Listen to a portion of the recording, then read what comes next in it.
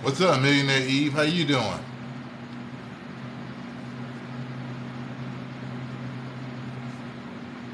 Right. How you been doing?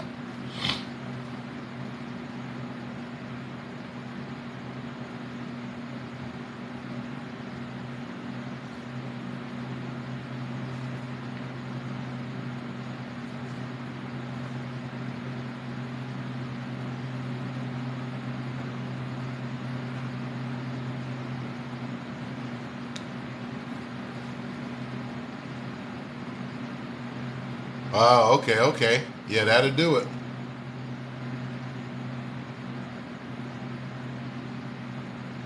Good evening. Trying to let some people come in. We're going to be talking about the business side of art tonight. I've got a few more people coming in, and like I said, we're going to talk about the business side of art, selling your work, vending, getting out, exposure. How do you market yourself? And what audience are you marketing yourself to?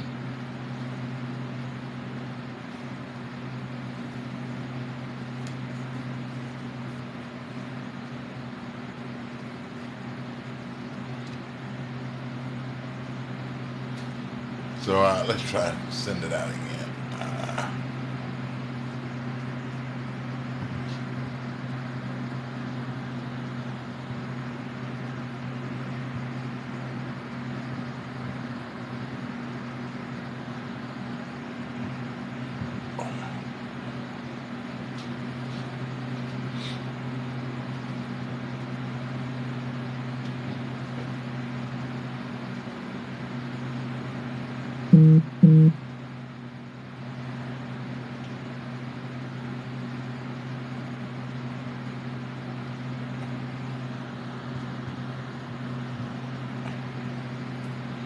So you guys started back school, or are you going to start back school?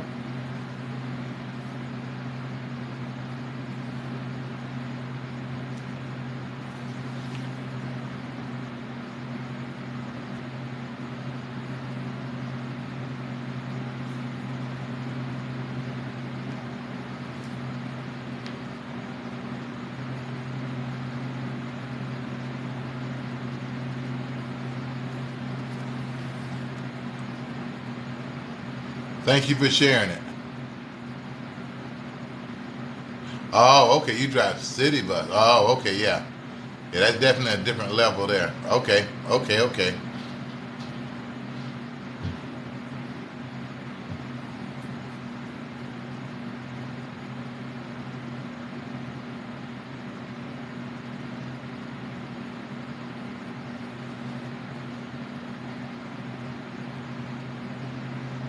Oh, yeah, definitely a different level.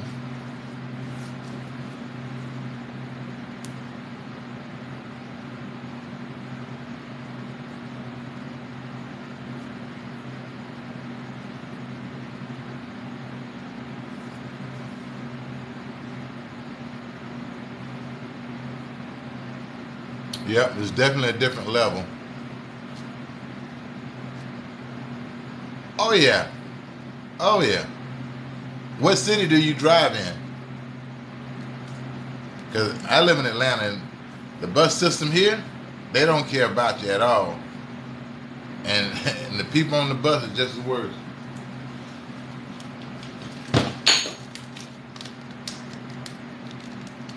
Oh, yeah. So I'm pretty sure they crazy out there too. Y'all crazy and hot. That's a bad combination.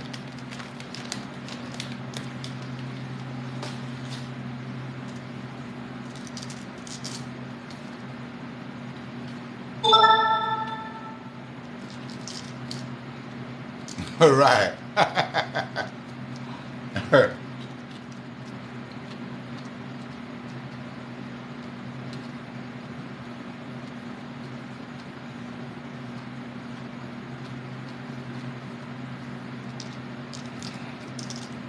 Yeah.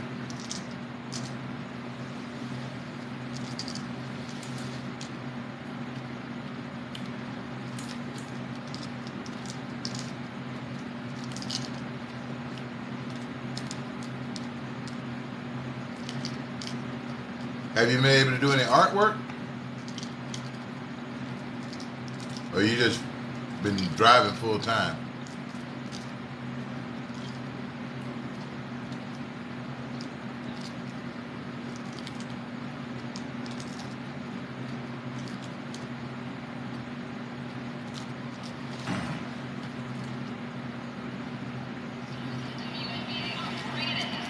Ah, okay.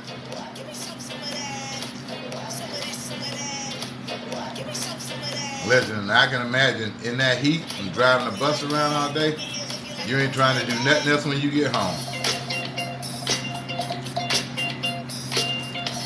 Oh, okay, cool.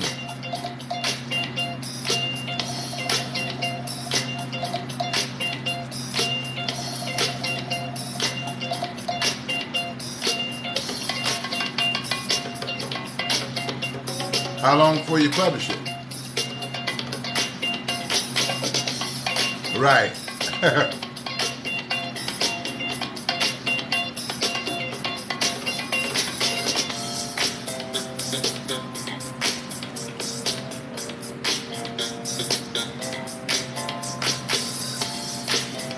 Okay, cool. Oh, so that's right around the corner.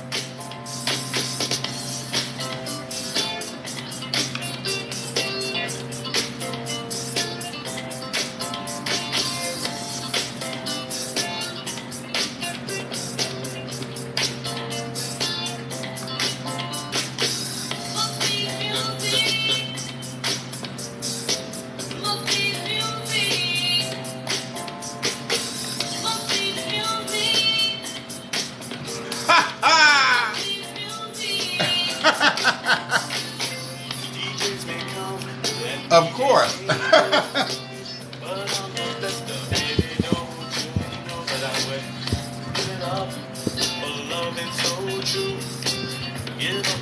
But not as much. I gotta speak.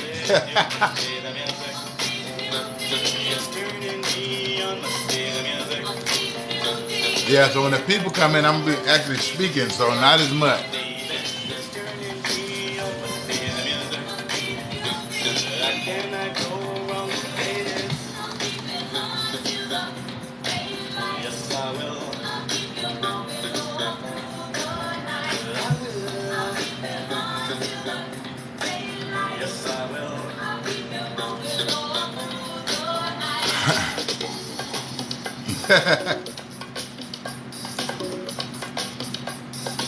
Yeah, I'm gonna do a little speaking here in a minute or two. Who all was in here? Everybody's supposed to be coming up. Oh, you the only one in here?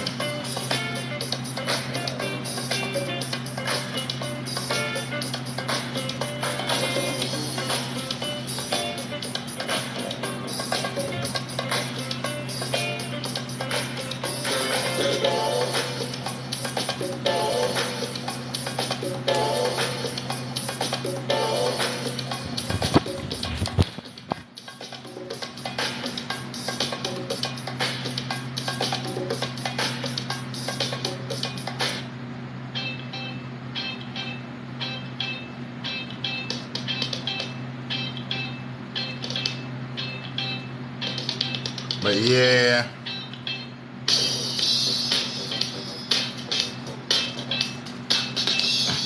Like I said, I'm just waiting on a few people to get in here. This is really the first night that I'm doing it, so I ain't really pressed about it.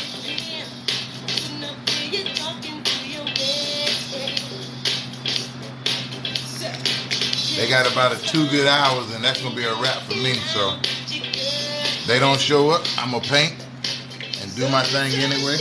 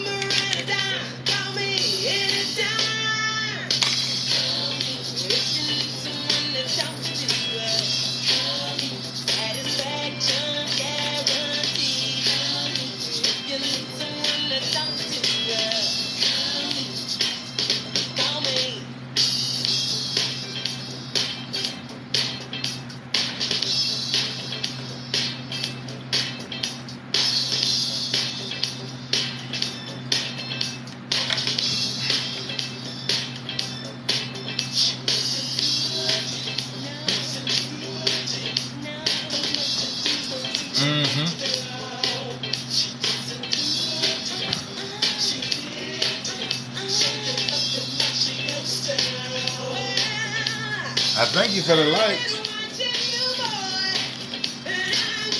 I've done, I don't know, probably about, what was the last painting you saw me working on?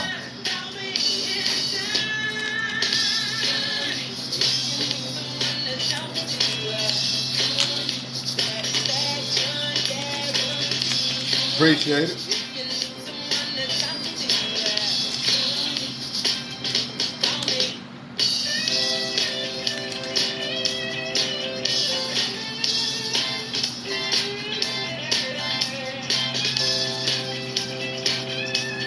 What's up, E?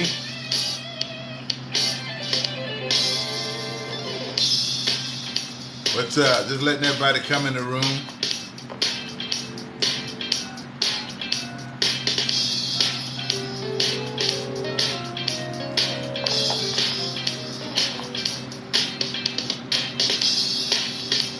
You know, we always on CP time.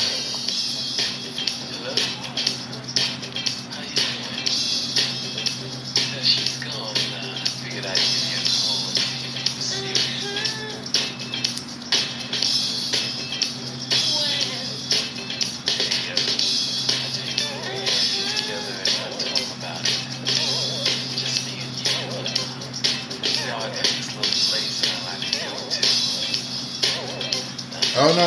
We ain't throwing no chairs tonight. We just throwing knowledge tonight.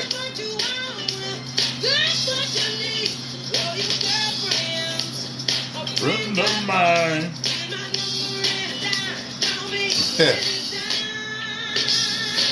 But now we got them on standby if we need them, though. Now, don't get it twisted. They are close by now. We ain't even got to pop the trunk.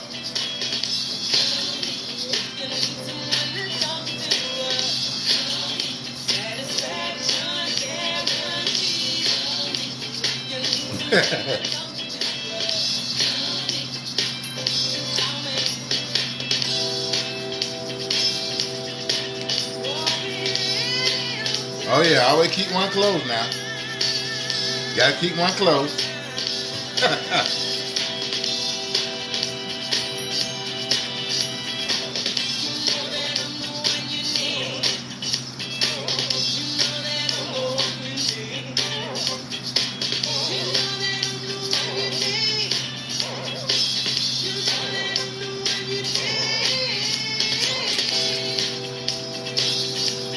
Yeah, definitely got it close though.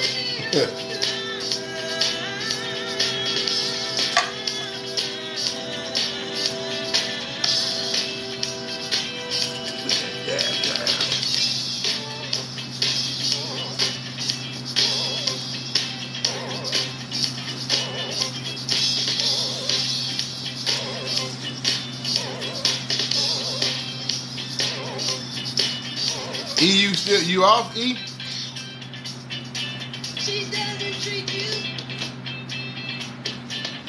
what she used to do. She doesn't treat you Okay, cool. like she used to do. No, give my number and a time. You can call me anytime. Give my number and a time. Call me anytime.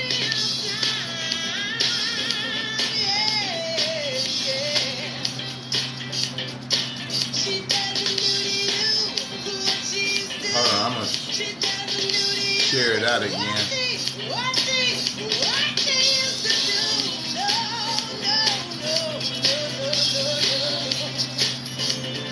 Faith must be doing a drive-by. She sleep.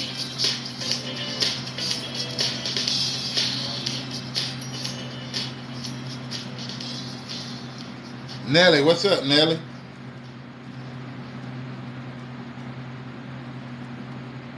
The double quarter pounder with cheese, fresh off the grill, cooked when I order it, and not a moment before. And juicy. Hey, listen, I keep my napkin game up, because I'm not trying to have this drip on my drip.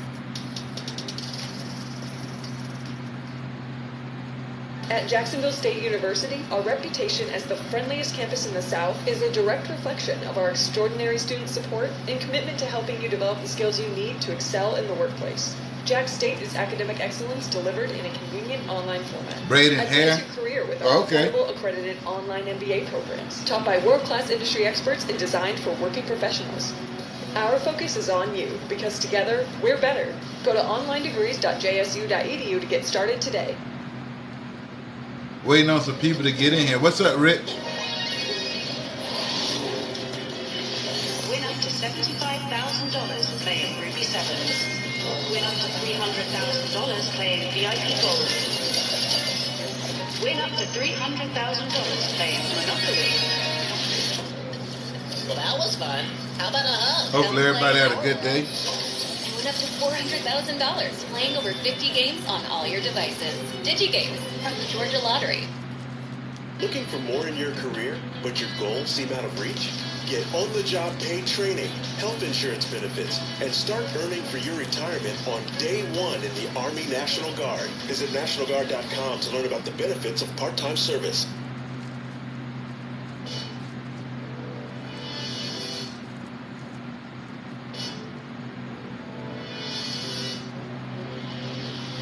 Oh, my day was good.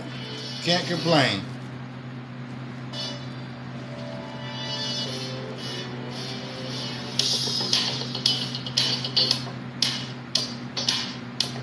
Cannot complain.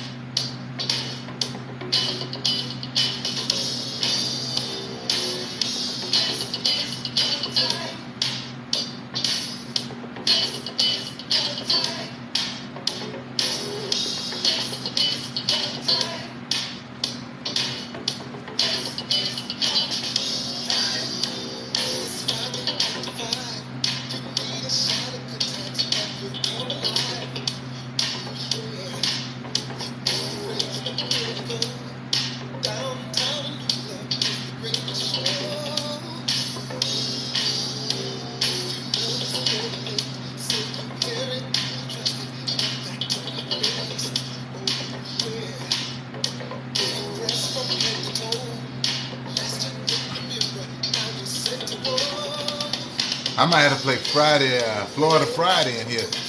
Get y'all kind of hyped up. Y'all kind of laid back tonight. But you know, that's always a vibe though. But how everybody doing? Rich, what you cooking?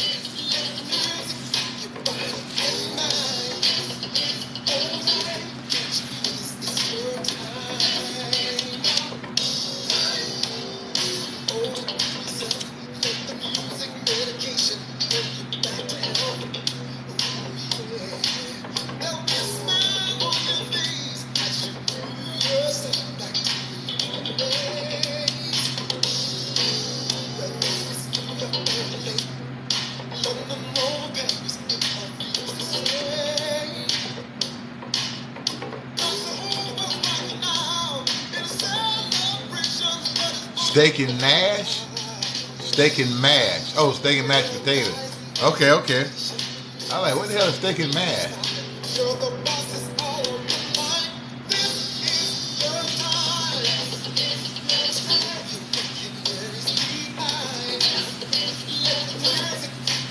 Your rain 3 times?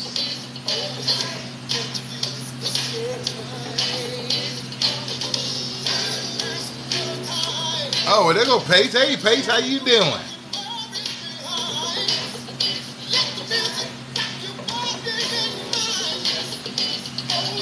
How y'all doing? How y'all doing?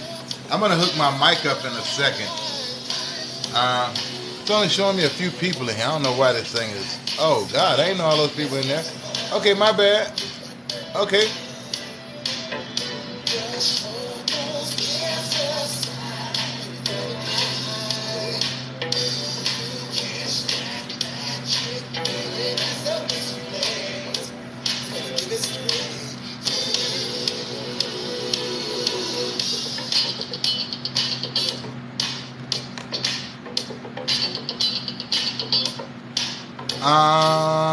Let's see here.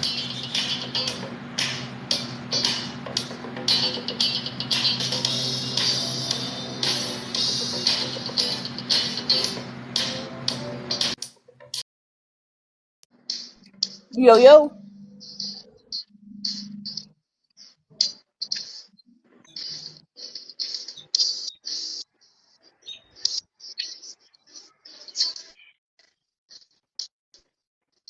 What's up? What's up? What's up? Hey, hey, what's going on, y'all? What's up? And he coming over here to hug me. He's coming to hug me. Yes, he is. Come here, Toots.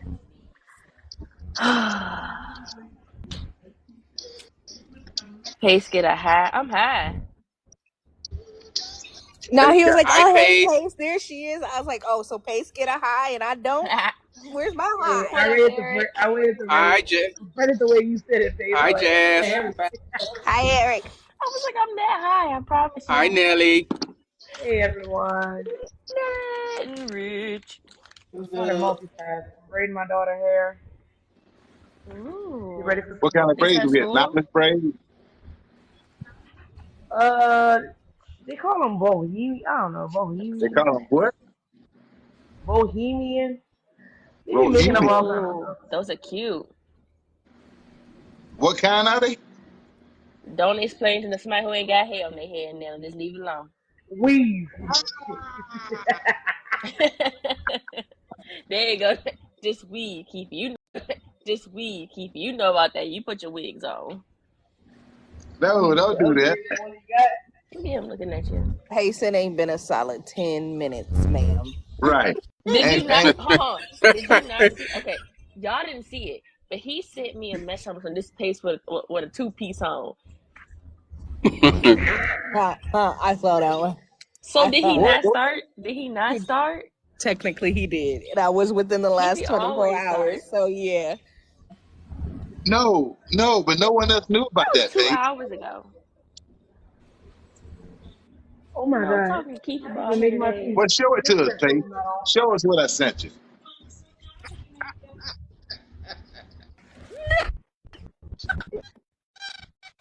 That cold shirt on. You see that face she made before she dipped? A coupette. Did A it ball all the way out? coupette. Did I not just And knock she mine said Hello, off? to, Mr. she going October. to get it. Yeah, she went to go get it. I There she sure is. am. This is what Keith She said Hello, to always Miss me. show October. himself behind. Hey, Pam, how you doing? And then when we go to in public, everybody be like, oh, folks. What's up, October? What is that, Paige? Y'all see? Y'all see? It says Pace in her two-piece, right? That's not So then right. it's How not. So childish. then this is what I sent him. I told him that we all can't be like him and have a boy. You can wish. So forget you, Keefe. You wish. Okay. He wish is right, Nelly. Don't hate. Don't hate Mm-mm. now. Anybody hating on you, Cletus? Clevis.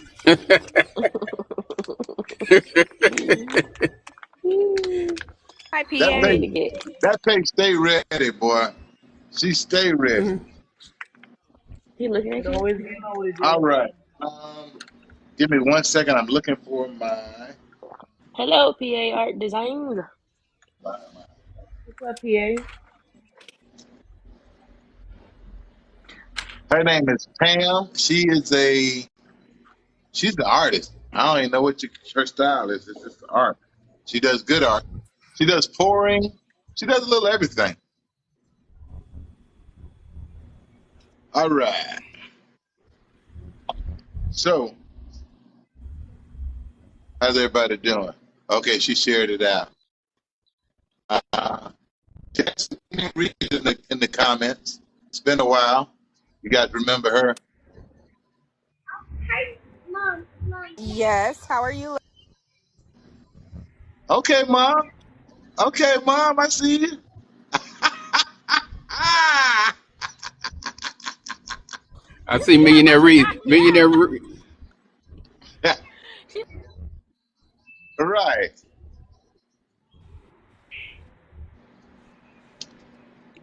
Millionaire Reeds. I accept your follow back when I go back on my page after this. After we finish this little section. Okay, cool. Thank you, Pam, for clearing that up for me.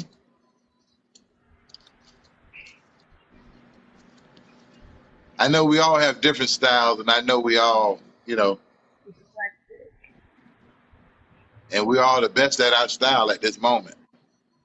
I'm going cross-eyed because I sure want to see electric. It's Millionaire Eve, and thank you. What was I saying? Reeves, Eves, Millionaire Eve, Millionaire Eve. Eve, Eve, not Eves or Eve.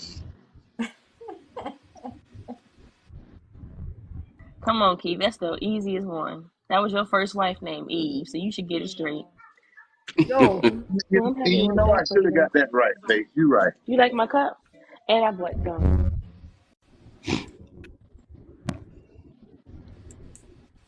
All right, we're gonna try. I'm gonna try and hook up my mic. I think. Can you guys hear me? Okay. Loud and clear. loud and clear. Okay, so I don't need the mic then. No, you don't need it. Only if you want to be extra. Then. Nah, we good. If I don't need it, I don't need it. No, You you know. loud and clear on my end. All right. Blame it on the lettuce. Oh, don't blame it on the lettuce. All right. That devil lettuce. Well, I want to thank you guys for joining me first of all. And what I want to start doing on Wednesday, maybe I hadn't decided, but I know it's going to definitely be one weekend, one Wednesday out the month, possibly two. That we're going to be talking about the business side of art, showing your work. How are you paying yourselves? Who are you marketing to? What's your ultimate goal for your art? We all we get on here every night and we just paint and draw and passing gems as far as technique, but we need to pass gems on vending because I know Jazz has done some vending. I've done vending. I'm not sure if Nelly or any of you other guys have did any vending, but I know Raven has. What is it out? How are you selling your work? What kind of prices are you putting on your work? And are you getting your worth for your work? Because I see a lot of young artists that sell stuff just to sell it. And are you getting... Okay, Pam has done vending as well, too. Okay, so we got some people in here, all right, that's done vending. It's not all my knowledge. It's just my experience. It's nothing written in gold that's worked for me. So, we just bouncing ideas, and if it works for you, take it. If a part of it works for you, take that part that works for you. We're just going to share it around, and so hopefully that everybody can, gain some knowledge tonight, learn some things about yourselves and what you want to do with your art. So, like I said, we always passing gems on technique and making each other. Let's figure out how to make each other richer. At the same time enjoying what we do. So if you want to come up and speak, if you have enough followers to get in the box, I don't mind you getting in the box, but I'm going to limit it to 5 minutes a person. And 5 minutes is really a long time to talk, but, I want to limit it to that. And, just bounce some ideas. It's not a right or wrong. We're just passing information. All right? So don't come in and thinking everybody's right away, this way or that way. We're just sharing information to make each other better, to make each other fuller at what we do, and just well-rounded. All Yeah, right. because Hey, we're not Bob, here. how you doing? Go ahead, Eric. Yeah, because we're not here to criticize anybody. We're here to lift each other up. Oh, yeah. No, there's no criticism at all. Yeah, At all. exactly. Yeah. And I would tell you, I will block you, and I don't have a problem blocking, but we're not putting nobody down. We're not shaming Exactly. nobody. If it works Yep. for you, it works for you. If it don't work for you, it don't work for you. It's simple, Exactly. and we're going to keep it nice and cordial and keep it moving. Yeah. My lives. It's the same thing when I paint. We're not here for no fooling. We just want to make Yeah. each other better. All right. I appreciate you guys for joining me, and please share that live. Tap the screen while we're listening to other people speak so we can get the numbers up and get people in here. If you have to tag, FYI, whatever we have to do. But I want to get everybody, more knowledgeable on how selling. You're selling your work. If you're doing limited edition prints, how are you doing that? Do you sell paperwork? Do your prints come with paperwork? Those are things we want to know and things that you should know when selling your work. All right. So that being said,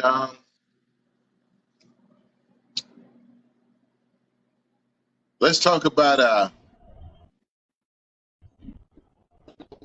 all right. And if anybody in the box want to go ahead, just tap the send a thumbs up, and then I'll acknowledge you, and we can take off from there.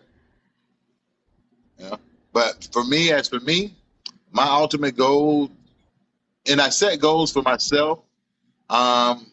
Dealing with my art, like last year, one of my goals was to be in a museum, and that happened the first of this year. So when I say set goals, I mean set realistic goals, and that's not far off for a lot of people, because I'd never thought I'd be in a museum, at this stage, but it happened. So set goals and be realistic about your goals, and put them somewhere that you can see them every day.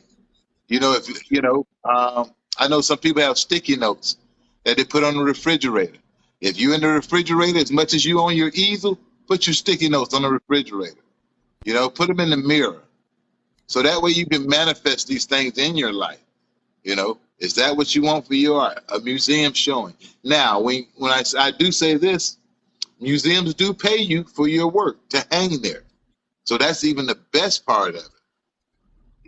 Thank you, Pace. That's the best part of it, is they pay you to hang your work. And on top of that, you can even sell it and make more money. So that's one of the goals that you want to do. Thank you, Leroy. Thank you for joining us. Leroy, if you want to come up in the box, just send me a request. But Rich, go ahead, Rich. Hey, Leroy, how you doing, brother? I think actually, Jazz had her thumb up before me. Oh, did she? I'm sorry. No, it's okay. Go ahead, Jazz. Help me out, guys. I only have 2 eyes, and I need to get my glasses now. Hold on, let me grab them. Oh Lord, not you need to get your glasses. Yeah, let me get my glasses so I can see. How's everybody doing? Hey, Jazz. Hey. Thank you, Real Sketchy, for joining. So those of you guys who don't know me, my name is Jazz. I guess you guys should probably see me, maybe. I don't know. There we go. You can see me now. My name is Jasmine Young. I'm an artist based out of Omaha, Nebraska. My business is called IJA Studios, and it has been established for 2.5 years now with the state. Hi, Boss Jilly.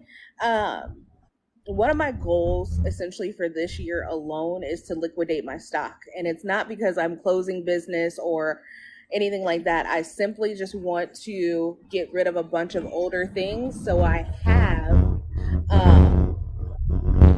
oh snap, hold on. So I have the ability to start doing newer pieces, bigger pieces, and more well thought out pieces.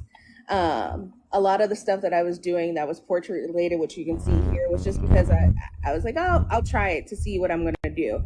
But as I've progressed and gone along my artistic journey, I have found myself wanting to do more meaningful, more purposeful work than just simply putting paint on the canvas, if that makes sense.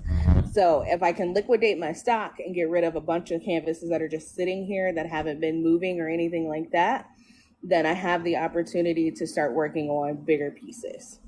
Outside of that, I would like to at least get or be in a museum by the end of next year, if possible, or at least get one of my pieces into a celebrity's hand. So those are my goals for right now. But those aren't false. Those aren't unattainable goals. They're very attainable. Now, question. We'll come back. I'll come back to that. I'll come back to you, Jazz, because that's a marketing question. So we'll go into that at a different time. All right. Okay. Thank you, though, Jazz. Rich. Let me turn my camera, I guess, on too.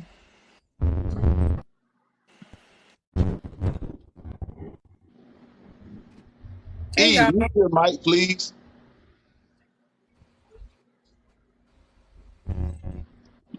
Keith, you can go in there and mute everybody's mic How do I if you do that? need. To the left? To the left? That part is more so to the right. But when you click who's in the room, you should be able to mute it. Or Oh, okay. Eric, you just mute your mic. All right. Click who's in the room. And you see you can mute the Oh, yeah, I got it. cameras, you I can got mute the you. microphone. I got it. All right, there you go, boo. All right, Rich, on you. We good. All right. What was the say the question one more time, please? Your goals for your art. My goals for my art. I want to do another solo show this year. I haven't done one in a minute, so I want to do another solo show for 2024, and I want to sell more art. Of course, that's always the goal. And I know the solo show is something that I'll be hosting myself, but I do want to start looking for and submitting my art to some galleries that showcase art like what I create. And I used to want a brick and mortar spot, but I'm still on the fence about that as far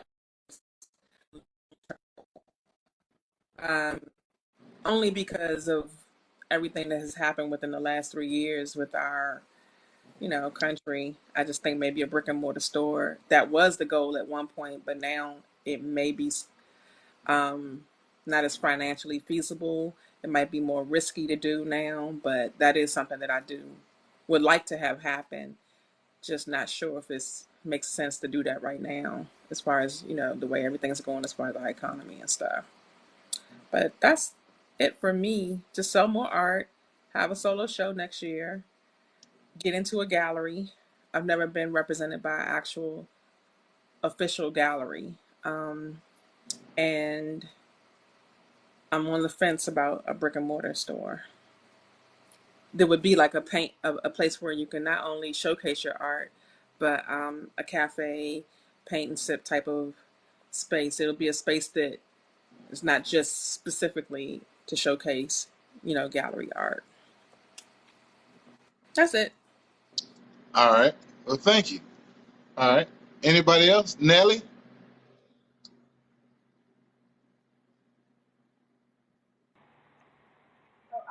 Okay, okay. I was just fucking at the kids in the back, but um, I'm just starting off. So my goal is to actually like sell something that I created without somebody looking for me to give it to them. That's just step one for me. Um, Wait, say that again? so You sound kind of muffled. oh, maybe because I'm on this earbud. Oh,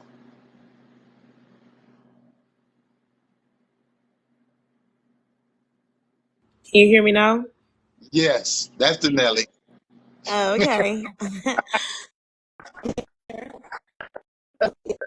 Actually, sell something that I created without someone looking for me to give it to them.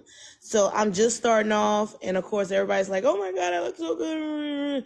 But in my, because I'm just starting off. If for someone to purchase and appreciate it, and when I say it's my price, and just be like, "Oh, that's worth it," and just move on without the hassle and fussing about getting something for free. That's step one for me. Okay. Okay. All right. Uh, Eric or Pace? I think a goal of mine is just to kind of be a little selfish, but not really. It's for me. I like proving that I can not prove it. I like to see that I can teach myself and to do something, and I just want to keep creating things that help me feel better about myself. And yeah, it's all about me, really, not to be selfish or anything, but I like my art to be about me. Eventually, maybe it'll go to other things, but for right now, I just like doing what I'm doing. I don't know how to say. I wasn't prepared for that. But yeah, I don't know. My goal right now is just to keep doing what I'm doing, and painting things that makes me happy. It makes me feel good about myself, and not worried about a coin or anything. I'm not trying to not saying who don't want to get paid? I mean, I do, but it's Right. more so of a thing where I'm doing it for myself, for a peace moment, and a moment just to love on myself in a way. So that's my goal, just to keep loving on myself, to continue to advance in it, to try different things, to be open minded, open hearted, and just keep being a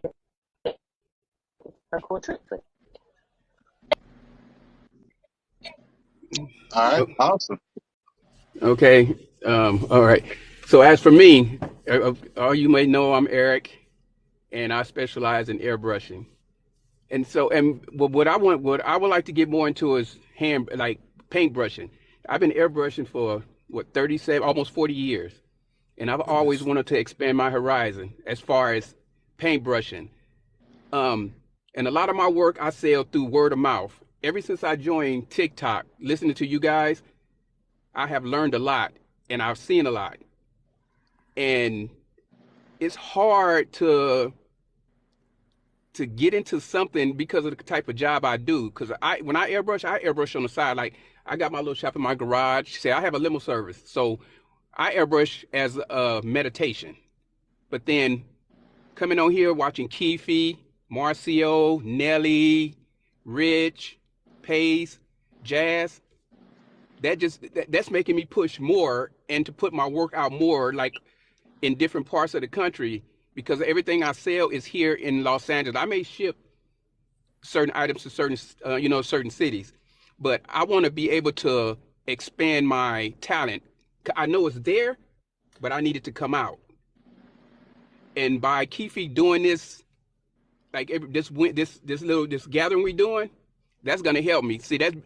I've always said I would never do live. See, when I go live and when I'm on, I do have that nervousness. I just need to learn how to break it. Right. You know what I mean? Right. Because like when I was doing, like the other night when I was airbrushing on that, when I did that little Donald Duck, Daffy Duck, just something just to do, just so I can be on live doing something. Of course, there I was a little nervous. As you can look at my work, you can see some of the lines because my hands. I was nervous, but after painting for a while, I got comfortable within myself.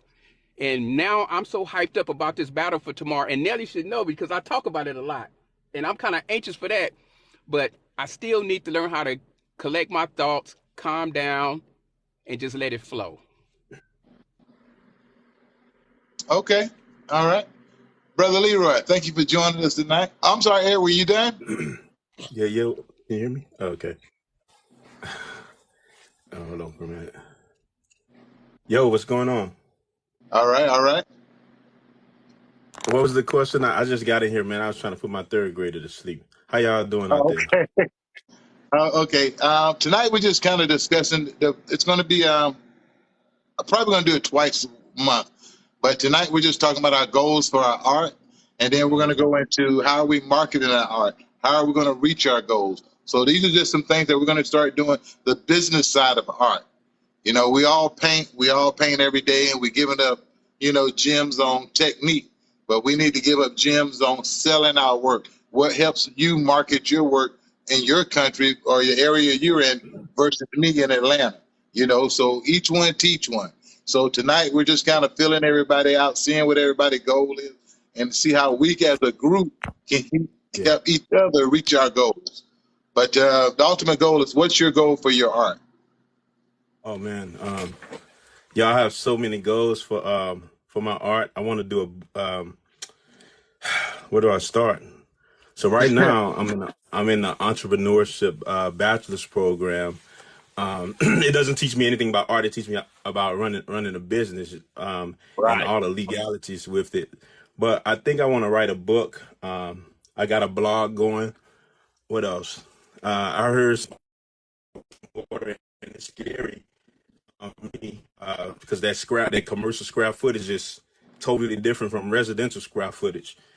Right. So, but I think in 2 years, 5, 10 years, I have to set those goals to actually get into brick and mortar. But I'm looking at a van right now to move around in, like a cargo van. So I might be doing a mobile art gallery.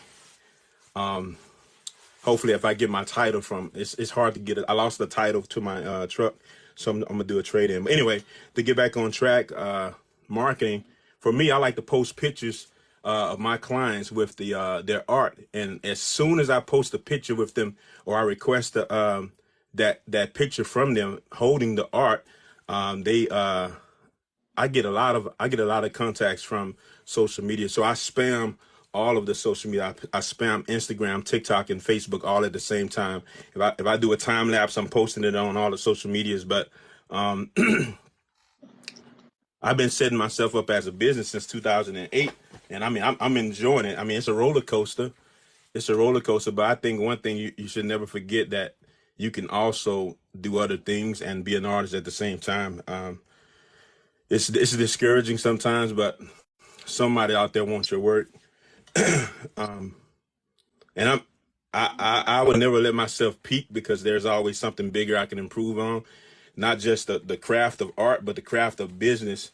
But I want my clients to have more than one piece. So what I do is I reach back out to those clients. I have a newsletter with about 450 people that have signed up for my newsletter. So whenever I'm doing vendor events, I'm not just going to art shows. I'm going to events that other folks have their own different product. Like, so it's not just art shows that you want to be a part of. You want to be a part of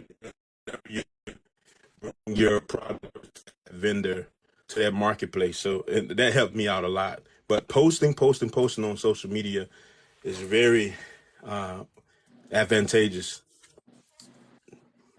All right. Awesome. So anybody else want to come up out the audience that have enough followers? You want to speak? Pam, Boss Jilly? Because I see you down here in the comments. And I really appreciate you guys. I really appreciate the comments. I'm trying to keep up with the comments and keep up what's going on. And I thank you guys. And these are great. This is what I'm talking about right here. Everybody has, he says, I can. Ladia, I'm sorry. I don't, I'm bad. I am bad with names, so Lot don't of hold love, it to me. lot of love, lot of love. Got you. Lot Oh, of a lot love. of love. Okay, there we go. Like, thank you. Because I'm bad with names now. Don't hold it to me.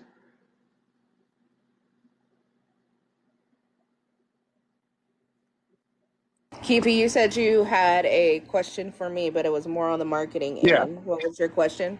Yeah. Hold on one second. Let's give her a second, then I'll go into that, because that's where our next topic will be. A lot of love. Thank you for joining us. Please state your name and where you're based out of and what medium you work in.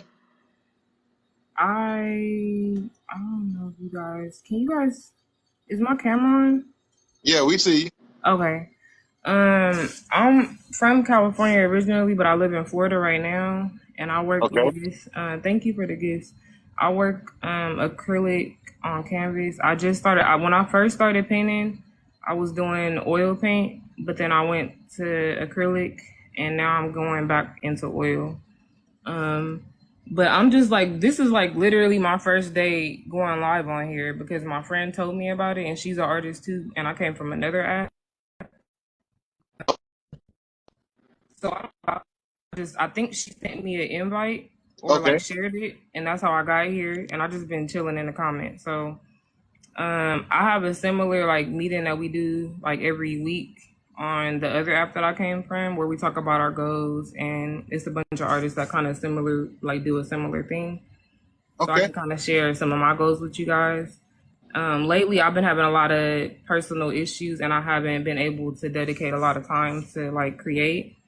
And that's like my number one goal. So last week I was able to like get my paint wet again and start doing some stuff and working on some things. I signed up for like a course that kind of helps like provide you like mentors and different things like that. And I had to pay for it. Because I had to pay for it, I've been taking it seriously.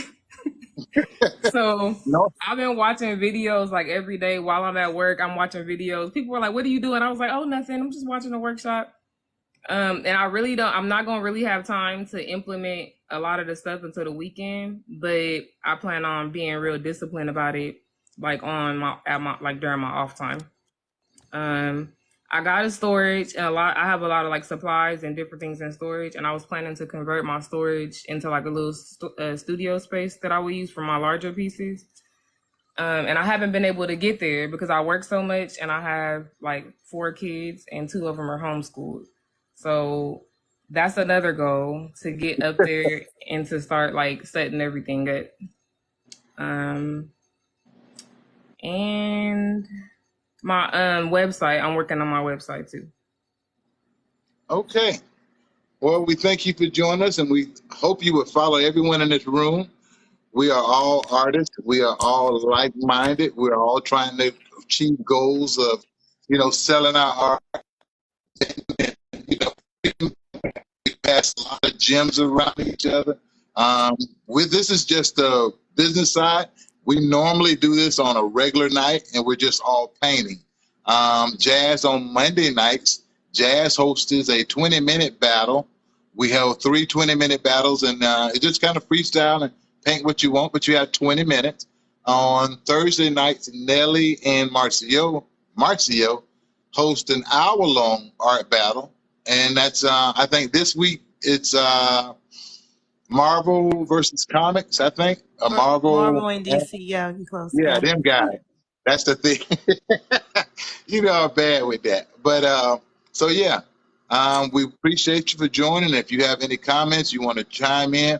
I have a question because, like I said, I'm new here and I don't know what's going on. So I just realized, like, if the name is in the comments, I can click it to follow somebody. But is there like an easier way for me to follow them?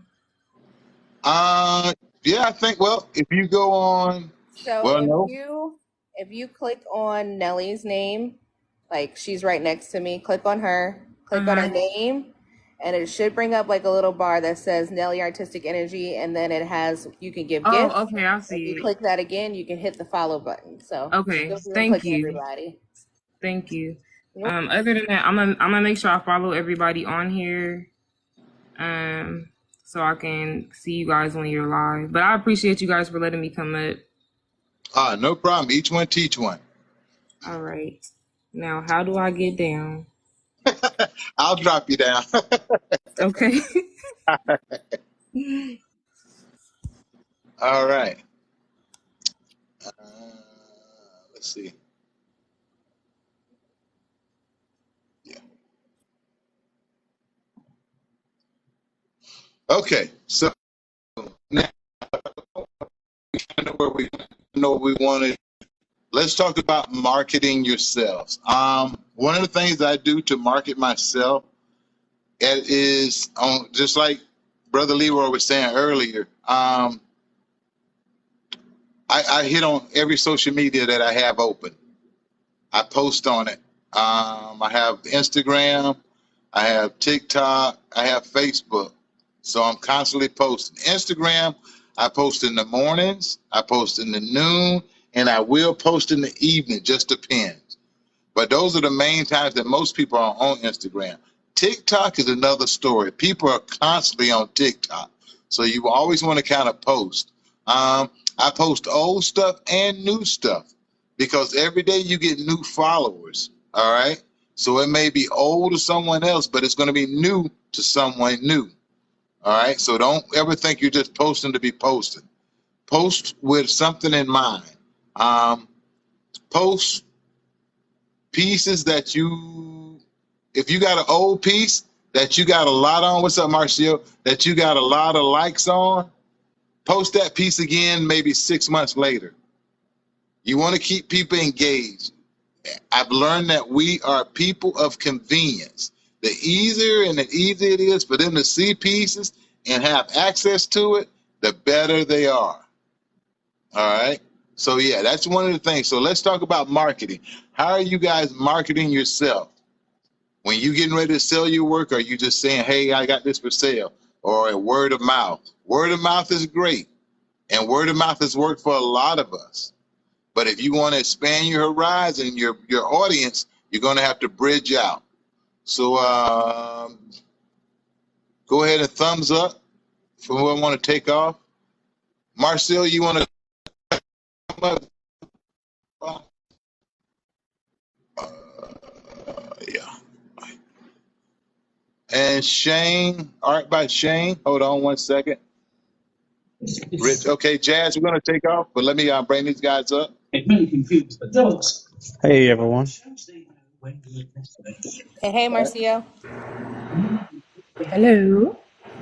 Hello, Art Hello. Shane. Daddy. Hey, Hi. Marcio. Let me play on my little girl. All right, please Go, go, mute your mic. go. Well, I'll do it. Is everybody done? Hey, Marcio. There you go. Thank you, love. So the question was, how are we marketing ourselves? So for me personally, my biggest marketing strategy is vendor events. We roughly do about 12 events a year. That's one event a month. And within those events, we can make anywhere between, depending on what Yes. we're selling. Now, mind you, we go from our small size coasters all the way up to big canvas, but our highest selling item is coasters. So anywhere between, $300 to upwards of $2,500 a show, depending on where the show is and what we're doing. I have found throughout the years of doing it that there are some shows that just aren't for you. You really need to scout out wherever you're thinking about going. Even if you are like, yeah, I want to get in vending this year, you can get into it, but understand that you're going a little blind into it and you want to not do that. So if you have an opportunity to go see a show before you enter into a show, because the vendor fees can waver anywhere from $25. Our highest show is $975. And that's just to be there. That's a 4-day event at the night. You're going to go to that show and there's 17 artists just like you. That may not be the show for you. At that point, you have to waver. Do you have something that's really significantly different than these other artists? And if this show is really, really for you. So for me, our next show is in a month and a half. We didn't do one for August or September this year. But October is going to be one of our highest ticketing shows that we do. And I can't wait for that one. So that's what I do for me. Outside of that, social media. Social media is going to be your best free avenue without doing paid advertisements to get your information out there. I use TikTok. I don't really use Instagram or Facebook. Facebook is for your family. Instagram can be for businesses if you have the following for it. But as Keefe said, people are on TikTok all day, every day. In my first year alone, TikTok pretty much made a salary in my sales. So I can't really complain at all. But you have to find what works for you, the crowd that works for you. And it's okay to say no to an event. Even if you've already registered for an event and something in your gut just says, I can't do this one, you can bow out. Don't ever think you can't. So yeah, that's what I got. That's how I All right. it. Thank you. Just to piggyback on that, something you said. Yes, definitely do shows. These little shows. I just found a little circuit that, and it's really, and like Leroy says too, just don't deal with art shows. You can do a pop-up. They be selling fashion and everything else. You may be the only art vendor, so that may work in your favor. I've done some shows to where I've done amazingly, then I far exceeded my goals and what I thought, and then I've done shows where I paid a grip and didn't make nothing back. So you have to figure out what works for you. Now, will I do some of these shows again? Maybe, because some of them is just like, if the event is put on and well put, you can't force people to come out. You know what I mean? So don't take that as a bad thing. And sometimes that works in your favor too. Because I've done the shows where little people come out, but they spend big money. You know, so don't be discouraged by how many people don't show up to the show. Worry about the people that come to your table. All right. Hey, Keith, can Anyone I else? address one of the Okay. comments down below? Oh, go ahead. Yep, it says, do you write off your fees and travel to and from events? If not, look at it. That is a great piece of information if you have amazing bookkeeping skills. Starting pop-ups and doing events like that is already stressful enough. But if you can get to a point to where you need to make sure when you're doing that, and this is just on the money side. Say for instance, you do your 12 shows a year, right? And you make $20,000, just gonna throw that number out there, right? And your fees for your shows, your travel, your expenses, your home, everything that you could possibly write off equals $20,000, you're at a zero profit to the state. Which means, yeah, you don't have to pay taxes, but when you go over to the SBA, which is the Small Business Administration, or to your local bank or whoever, it shows that you've made nothing in your business. So they're gonna be like, well, yeah, of course you made 20,000, but you spent 20,000, so therefore you profited nothing and you get nothing. We can't put faith in you because you don't have. So I suggest, because I had to learn the hard way, I suggest that when you're first starting out, instead of throwing everything on your taxes to get every tax break that you can, show that you're profiting. You want to show that you're profiting, because within 3 to 5 years, or even sooner, depending on which route you go, you could be easily making $20,000 to $30,000 in your show. And then when it comes to getting a brick and mortar, you have proof of capital, proof of gains in your business, where the bank is like, okay, well, they're bringing in $30,000 a year or $40,000 a year. They're coming for a $15,000 to $20,000 loan. I think we can do that. You may have a higher interest rate, but it balances out. So don't shoot yourself in the foot by doing that if you don't have to. That's some good advice. Thank you, Jazz. I thank you guys in the audience. If you guys see a comment that I don't catch, please bring it to my attention, so everyone we can share. This is just opening knowledge for everybody to learn and get better. All right. Anyone else? I think I was next. Okay, go ahead. Now I'm trying to remember. Marketing. How are you marketing yourself? Okay. All right. I use social media. I was really popping on Facebook, and then it just stopped. Like not your actual personal page, but when you set up what they used to call a fan page, that was doing great numbers, especially once I launched a coloring book, because before this app became a thing, there was an app by Twitter called Periscope, and I painted live on there and generated a lot of business just painting live there, and people just being interested in the process and so forth and so on. But I also, of course, post on Instagram, post on TikTok. I have a website. I have an email list that I constantly send out blasts and newsletters to. I do vending events and word of mouth. That's it for me. Okay. That's good. That's good. I love watching things live. Definitely collect I definitely think email lists are they're our bread and butter. I was just about to say that.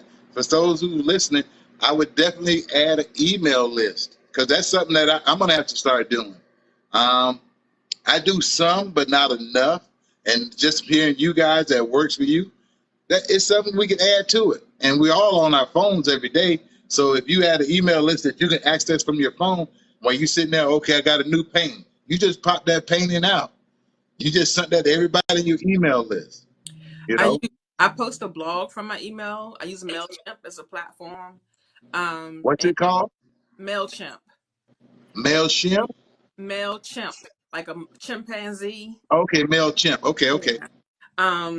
And you can attach that, like when you first go to my website, if you've never been before, a pop-up will show up. You know, we all find them annoying that you sign up for our email list and you got to exit out so you can actually go to the website for what you want to do.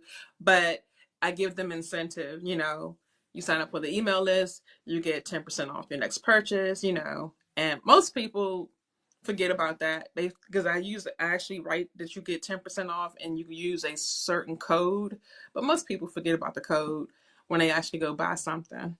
But at least it then gives you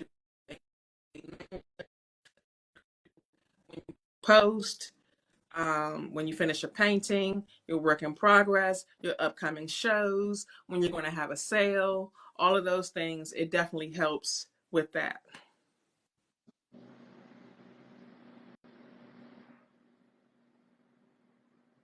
Art Council website. Pam. Oh. How do we? Hey Pam. How can we do Pam. that? She doesn't have she doesn't have enough followers. No, that's Because I like that. Huh? how about we address that one later? Because Okay. there were 3 topics that we really needed to talk about tonight, and we haven't hit any of those 3 topics, Keefe. So let's run into those real quick. Run it.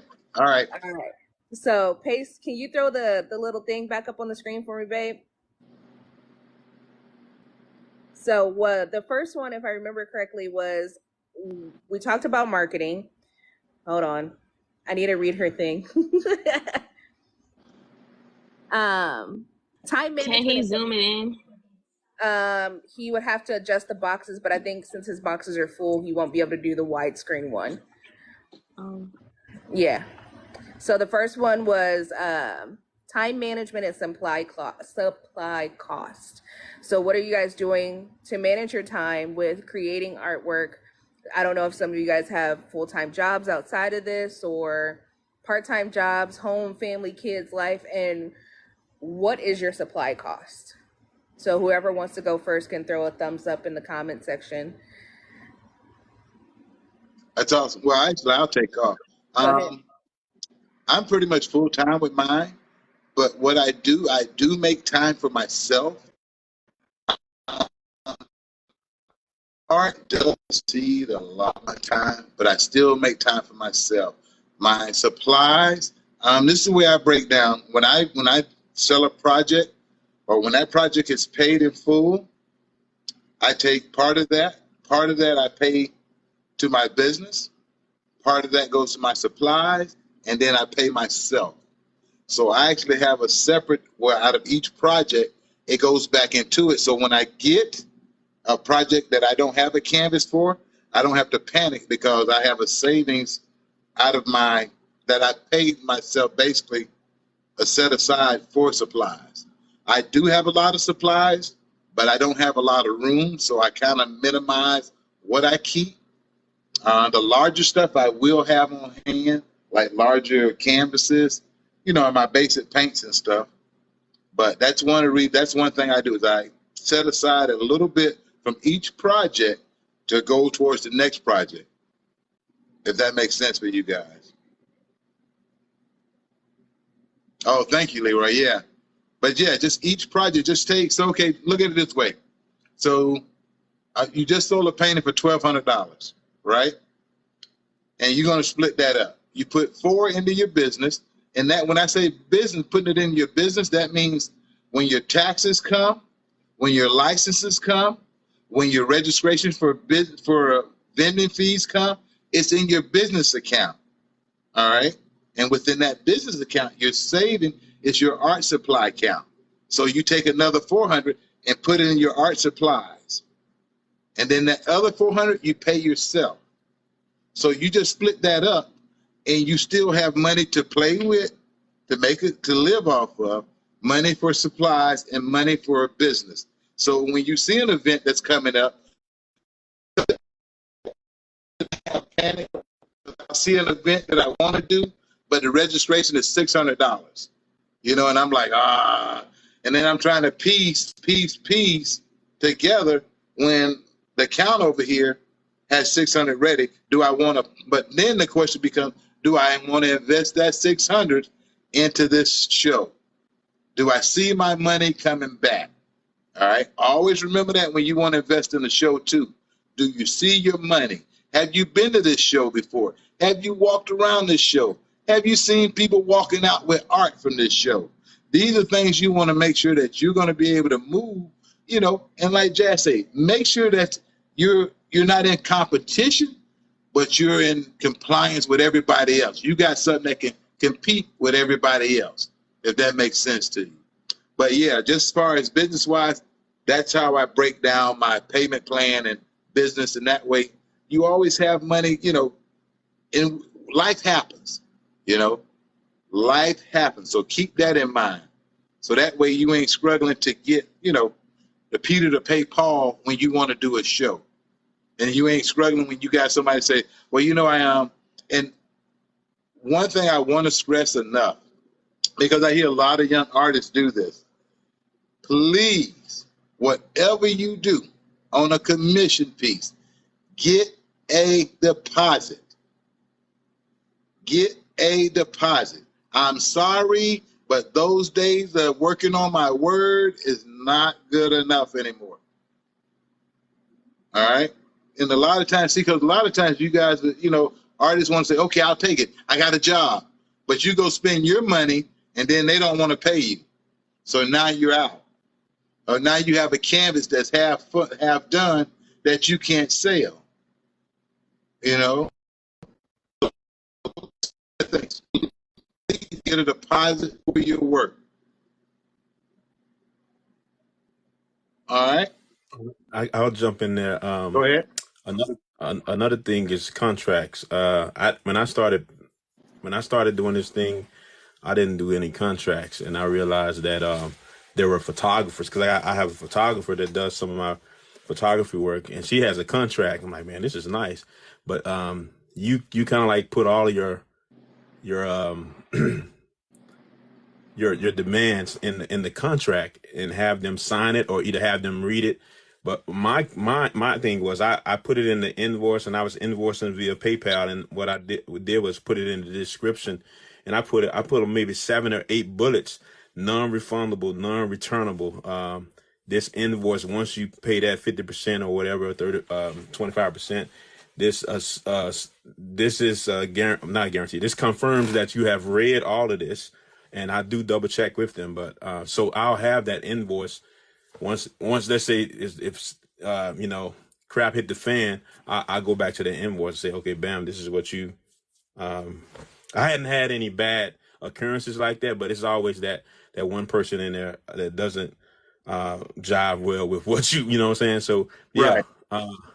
I think contracts, whether it's written, whether it's emailed to them, verification, because some of these guys lose their mind once you create and it was like, I didn't intend for it to look like this, you know? Right. Yeah.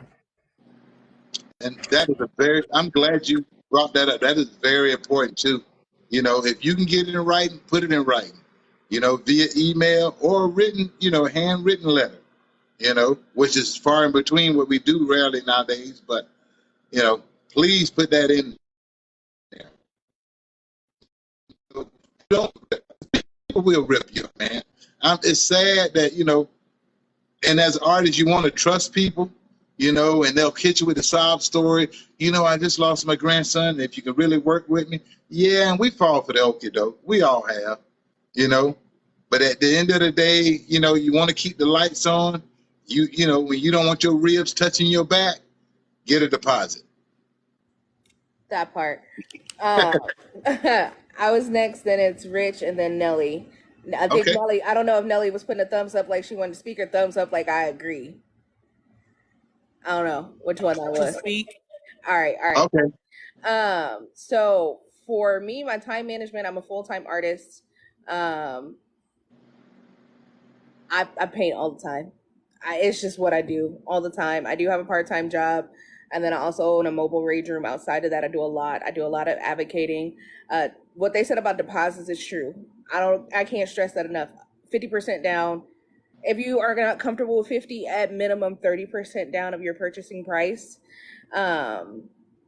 That way you can afford to at least get the supplies. You're not out of your own personal pocket with the supplies. Time management for me is I give my people anywhere between a 30 to 90 day window depending on what I'm doing, so I have enough time in case I fuck up. And that's just the reality. We mess up as artists. We're not humans, we're not printers. So I give them anywhere between 30 to 90 days depending on how big the piece is, and that also gives me time to step away from the piece. We all have been in that place as an artist where it's just like, okay, I love it, but something's missing. I don't know what's missing, and you really just need to step away from the piece. Give them realistic expectations. Don't say, yeah, I'll have it done in 2 weeks, knowing damn well you're not. You're not gonna have it done in 2 weeks.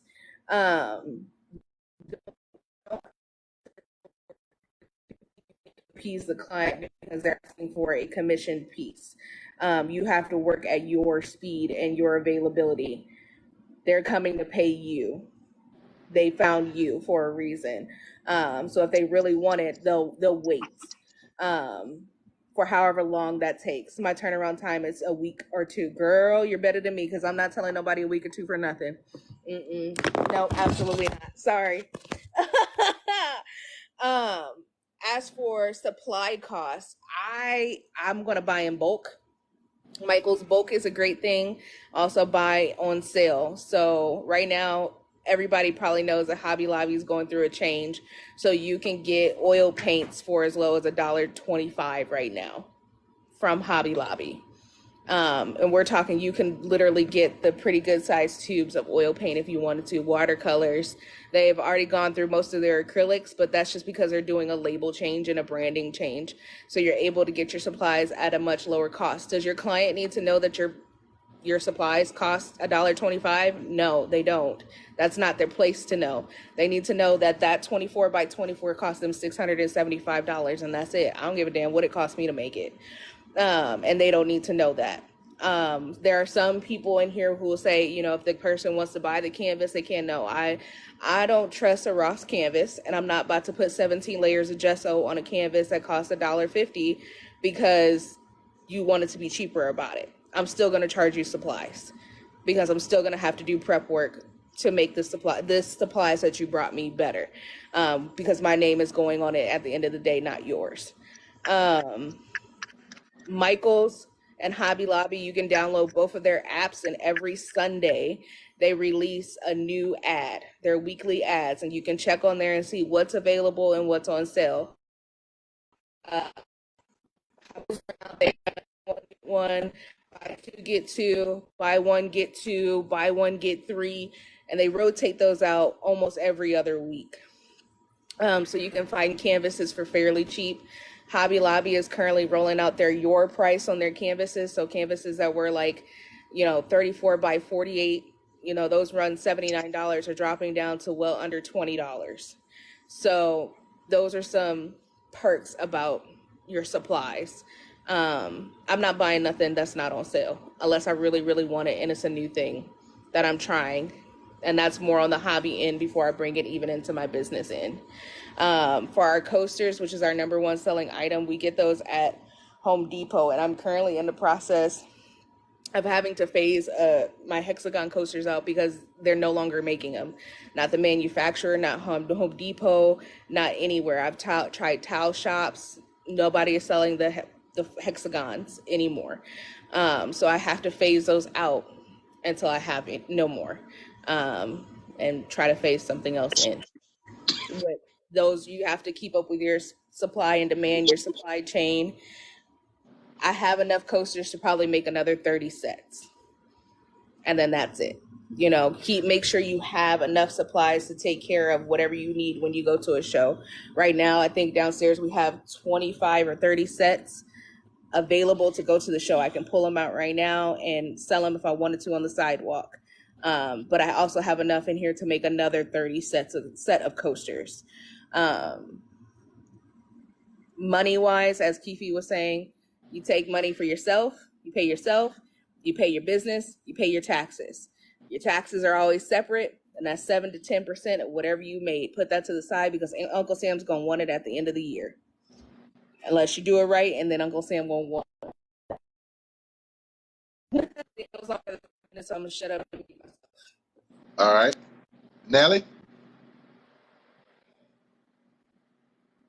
I think it's Rich. Thank you. Rich? I'm full time, so I'm painting all the time, unless I just don't feel like painting. But I'm full time, so time. It's like, what is time? As far as like I put away money every time I make a sale, so I pay myself every time I make a sale, and that money goes to bills and then also savings for supplies. Most of my supply costs actually comes from shipping and handling supplies.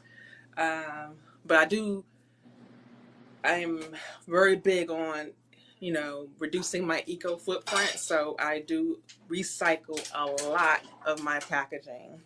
I try to incorporate that in my brand so people know, like, oh, I'm not just sending you. It's nice to have pretty boxes and all of the things. So when people do these unboxing videos and everything's all, you got your brand boxes, your brand wrapping, your brand this and your brand that. It's beautiful. It's nice. But at the end of the day, people gonna throw that stuff away and put it in a recycle bin anyway. Oh, and Jazz, hexagons. I know you're talking about tiles. Mm-hmm. I'm thinking about it, but since you do resin your pieces, Amazon always got hexagon tiles, like the coaster size. They always got bulk size of them on their site because I've ordered a few.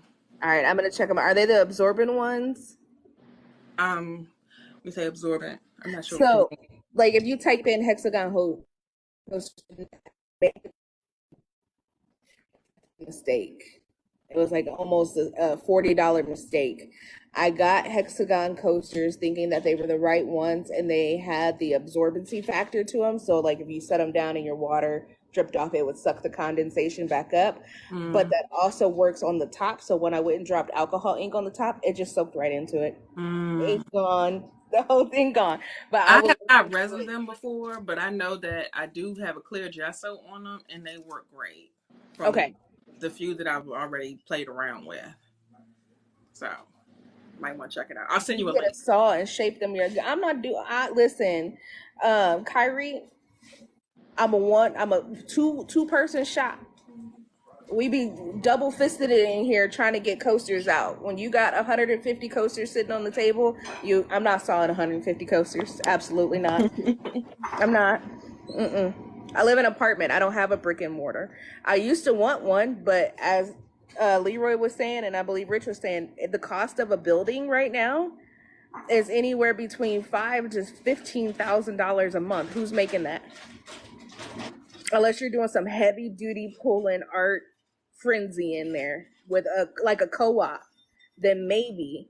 But ain't nobody doing that right now. Sorry, I didn't mean to.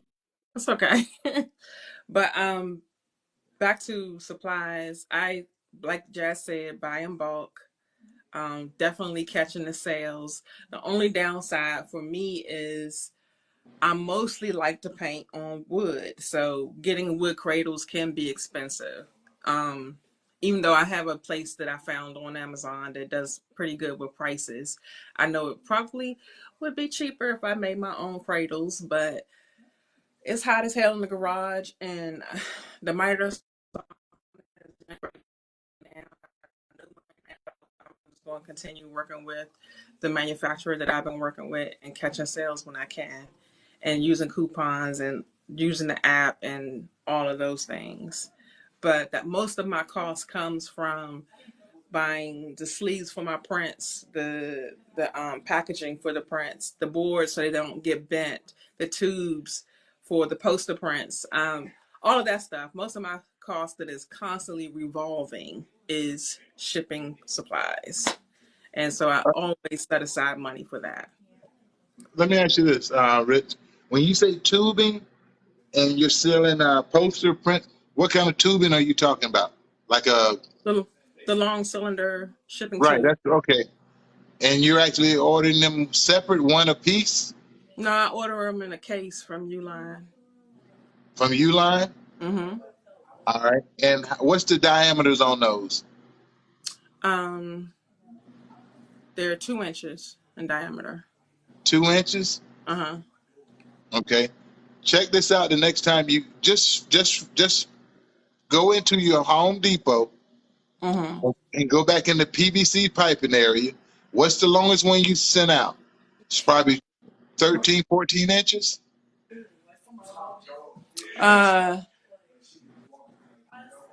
24 if it's a poster that's 18 Okay. or I think that comes in 16 feet tubing. mm-hmm. Cut that up and see what your price would be versus you actually paying shipping. See, because that's where a lot of the costs come in for us is getting supplies in. So you Whenever said they have cardboard tubing at Home Depot. No. I don't ship in cardboard tubing because I did that once and people, Tubes are like you could box somebody with them and they don't bend. Yeah, you hadn't well, I'm had going to you take hadn't them had out. Huh? you hadn't had the right postman to do it.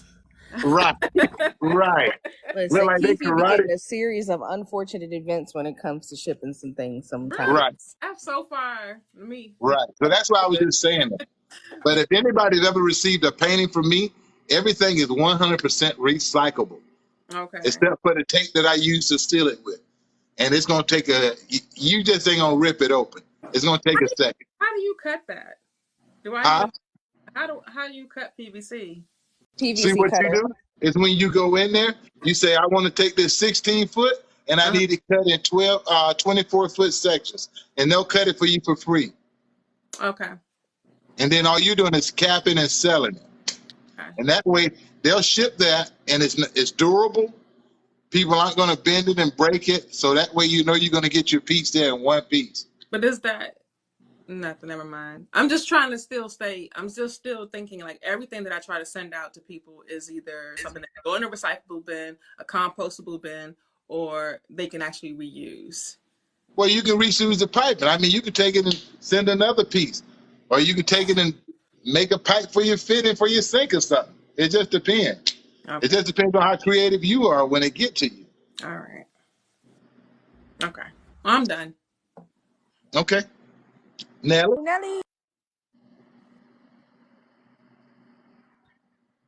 I forgot what we was talking about. Time management and supply cost. Okay. So I work full time. I'm a full time nurse. So time management with me is all over the place. I need to work on that better. Time on my calendar and see what my kids have scheduled. I'd automatically block off the days that I know I want to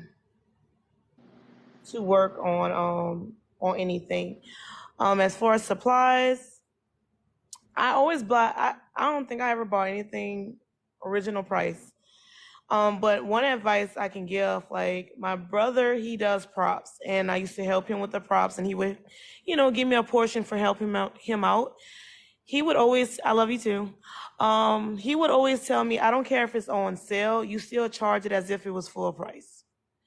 Right. So if I would That's get the a best. canvas, That's the best advice you could give anybody, right there. because I used to be like, well, if I get it at this price, then because I would do some resin work, and I'm like, oh, the resin on sale, or the glitter's on sale, or the vinyl's on sale. And he was like, you still charging it, and you're just getting more profit. So that's the best advice he can ever give me. And then and also, just even though this is off subject, everybody is not your customer. You don't have, it's okay to telling someone, no, you're just not, it's not going to work out. I have run across that where someone give me the hardest time. I'm like, for $60, ma'am, I'm not, like it's okay to tell people, sorry, maybe you need to find somebody else. Cause it's more work to deal with them than to actually produce the product. That's it. That's definitely a good thing too. knowing your limits, knowing what you want to deal with and what you don't want to deal with. And it is 100% okay. I'll be the first to tell you. You've seen me do pretty much everything, but I will turn projects. I'm not the artist for you. I don't do rush jobs, you know. So life happens. So I won't tell you I'm going to do something in a week. Nothing I do is in a week. And if it is, it's going to be a long week, and I'm putting in heavy hours. So just keep that in mind when you're doing stuff. Life happens. So your turnaround time, you know, if you able to do a project in a day and a half, and you told the people it's going to take you 2 weeks, let it take 2 weeks. You know, if you go ahead and knock it out and you got the room to hold it, knock it out. But because the reason you don't want to get in that habit, because they'll come up to you and say, hey, you did the last one. Why is it going to take me 4 weeks to get this one? You did the other one in 3 days. Because you gave yourself a window and you broke the window. So keep that in mind. Life happens. Everybody in this room has kids. Everybody in this room has other responsibilities. So when things happen, so don't get yourself and jam yourself up saying I can do this job in a week, knowing you got PTA on Monday night, you got Girl Scouts on Tuesday night, you got the YMCA on Wednesday night. Don't do yourself like that. All right? So don't have people, don't give them unrealistic goals for your time. All right, so that's one of the things. Definitely make sure that you're able to spread your time out, you know, and make it work for you. All right. What was the other one on that page? The next one, sorry. Oh, I'm sorry. Did I miss somebody? Sorry. Did I miss somebody? No, the next one on the list is going to be edition prints and to oversaturate the market with your artwork. Okay. Quick question: are you not letting the other people? One more sell time. theirs? Are you not letting the? Huh? I only saw Nelly and Rich's thumbs up. Oh, My someone. bad. That's what I was saying. Was somebody in the audience? I mean, up here. Anybody else want to say something that's up here? Oh no, I'm open. Whoever's up. But I was reading. Hey, hey, where's the thumbs at? Are you do you put a thumb in the comment or? Yeah, so when you hit the comment button and click your little emoji button, do you have a hold on? Do you got a Samsung or an Apple? I have an iPhone. Okay, so hit the little emoji button on the keyboard, and then you see where it says search emoji. Just type thumbs up, and then click your thumbs up, and that's how you drop it in the comments. Confused you now. NYNLY, Art. I needed that information. Which one? That's what this is about. Just sharing information. So be specific on which one you want or what you want. Or take it all. But all right. Limited edition prints. Do you guys know how to sell limited edition prints? Do you know how to mark your prints when you're selling limited edition prints? All right. I do limited edition for one is because I've learned that everybody don't want what everybody else has. All right. And so to know that you have only one of 32 paintings done by this particular artist, that adds value to your piece and to you. I do not sell. And I'm going to tell you the reason I don't do sales is because people will love your work only when you have sales. You know, and then they'll come with, hey, can you work with me? Like, no, that was a sale. You know, so don't get in the habit of doing sales. You know, and that's just me.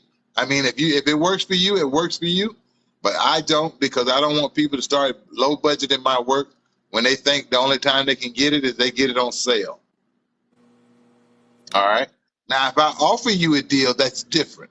That's me. All right. But don't, be very stick and stab and stand 10 toes down on your price for your work. And sometimes I'll even go up on my price. If you want to play the hassle game, I'll start high, but I'm going to get what I want for it, and I'm not going lower than that. So if that's the game you want to play, learn to play that game with people too.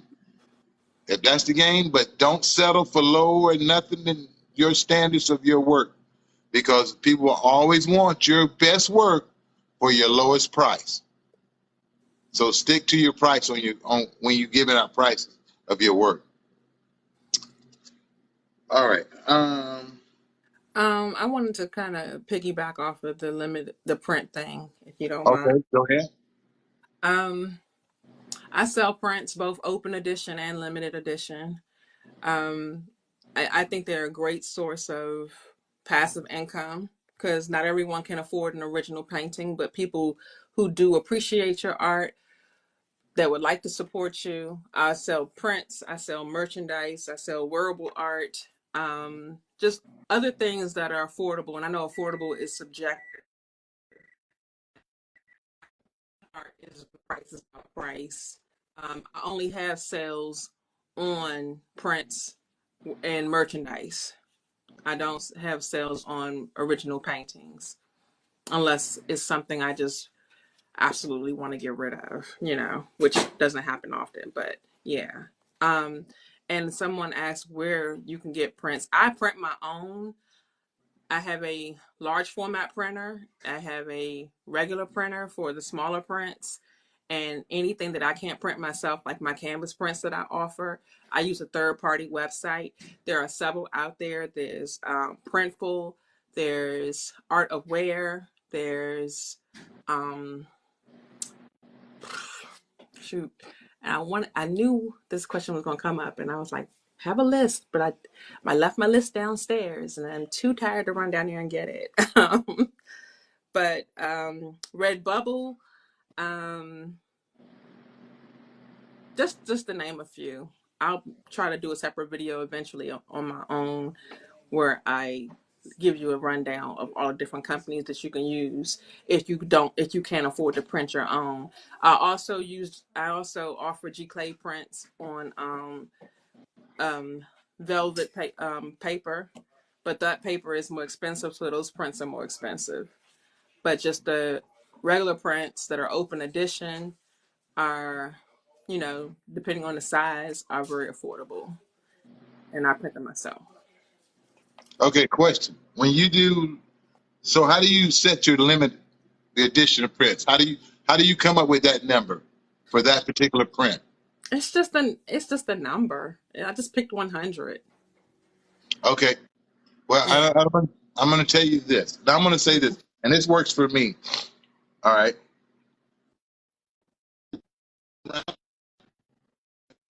Like a standard. All right. So if you have a piece, start narrowing it down. See, because that 100 is too broad, and for a piece that has to have some significance to add the value to the piece. All right, like the one that's called, I have a painting. I did an oil painting called The Run, and it's about a football player. He's from my hometown. All right. Well, the significance is there's only 29 prints that will be sold. And the reason there are only 29 prints is because that was the last number he played in, was the number 29. So it has to add value to it. And as they will, because people will ask you that. Well, why is it just 100? And you want to try, add something to that to make them want, you know what? I really want one now. You know what I mean? Versus it's just 100. And that's just one thing that worked for me. So that's the way, I don't have 100 prints. I don't have no painting that I would sell 100 pieces of. And that's just to add the value to it. And keep in mind when you want people to value your work, And so that way, when you're selling those, each one is signed and numbered. Mm-hmm. So that helps add the value to it too.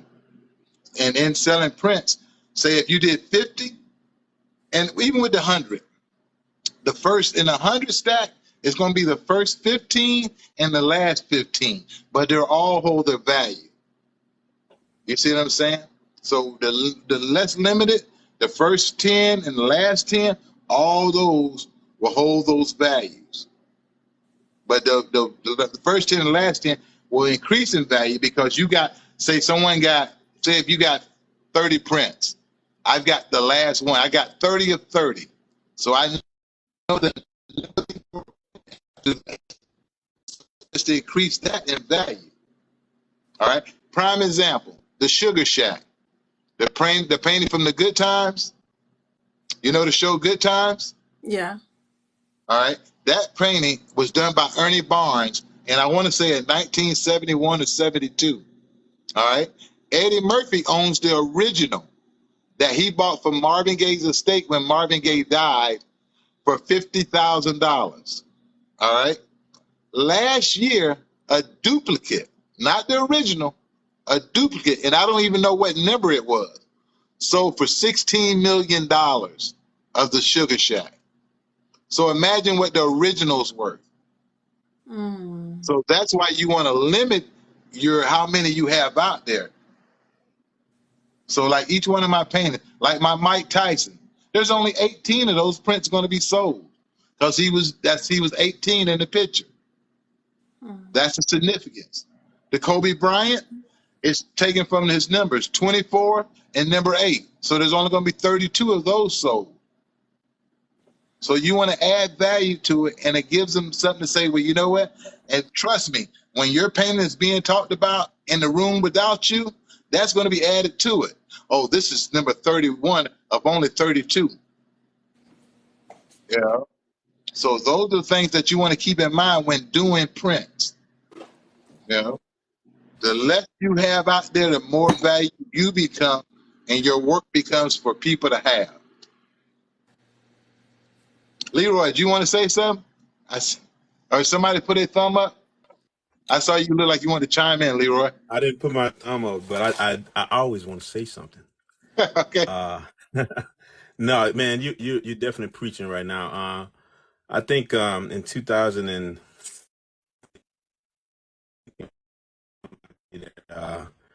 same thing. I did a Kaepernick, and he was like, you might want to do the number on the jersey. I knew nothing about sports collectibles and stuff like that, but he turned me on to doing taking the number of the jersey or something significant like that. So I did a Ja Morant, and I did it twice. Did him twice, and I have prints for where I sold the original paintings in North Carolina, and I'm on number 6 of 12. Number 6 of 12 on one of the paintings, prints done, and on the other one I hadn't sold any prints, but the number he wear is 12, and I did 12 prints. So there are a lot of paintings that I do that I don't do prints for, but prints can be very rewarding when people don't want to buy, don't have it to spend on bigger items. But also prints, like you say, prints can get to the point where the print might cost equivalent to a painting, depending on the level, the quality of paper and the number, the edition, and even if you're signing it. So I sign my paintings in paint, acrylic, or whatever medium I'm using. Then I double sign my paintings as well. I might sign it over the actual signature, and then I put a certificate of authenticity with it. Something I just make up a little. It's not nothing special, but I try to print a certificate of authenticity and write the information on it. But yeah, I love prints, man. And a lot of folks, here's the thing, a lot of folks don't know anything about prints or framing and matting and how it boosts everything up. But they always talk about, oh, I want an original. But when when you get to those numbers, they're like, oh, okay. You know what I mean? So, Right. but they don't know anything about. So prints are very authentic if you do them right. But yeah, I made a mistake and made a high number of not a mistake, but I guess it's a learning journey. Like a limited edition of 250, where I hadn't reached 100 in that series. But so, Right. so I'll be continuing that series will be open until I get to 250 unless I close it on my own. Another thing is you can do if you're doing the same picture, that picture may be a different size, so it creates a whole another series when you're doing it in another size or on a different type of paper. So it's like all types of ways you can do these prints and series. So yeah, great conversation, man. That's So very great. Who was that? My bad. Who was it that? was me. I was gonna say for those who don't do prints, I do prints. It didn't work out very well for me. I'm still carrying prints from last year, and they were small, but I made them at home. They are, I want to say 8x10s inside of 11x14 mat. It gets costly when you start doing that. Finding the proper mats, the sleeves, the backings, all of that stuff. If you're not interested in doing prints, you don't have to. You can do one and dones, or people can commission. And remember, every time you remake that piece, it's still going to be an original piece because it's not this very first one you did. So they're still getting an original piece, although it may be slightly altered. There's a color pencil artist on here. I think not Tehran. What is his name? But he offers prints of his stuff, but he'll go through and change one detail or add another flower, which makes it original for the next person who gets it. So that's how he keeps up with his.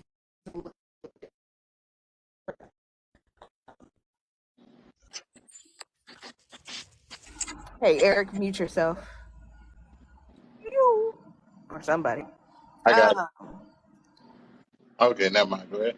for me, I'm a fluid artist. So in order to do prints fluid wise, that'd be over. I mean, we produce in a season close to 500 different designs. There's no way I'm keeping up with 500 different designs for prints at all.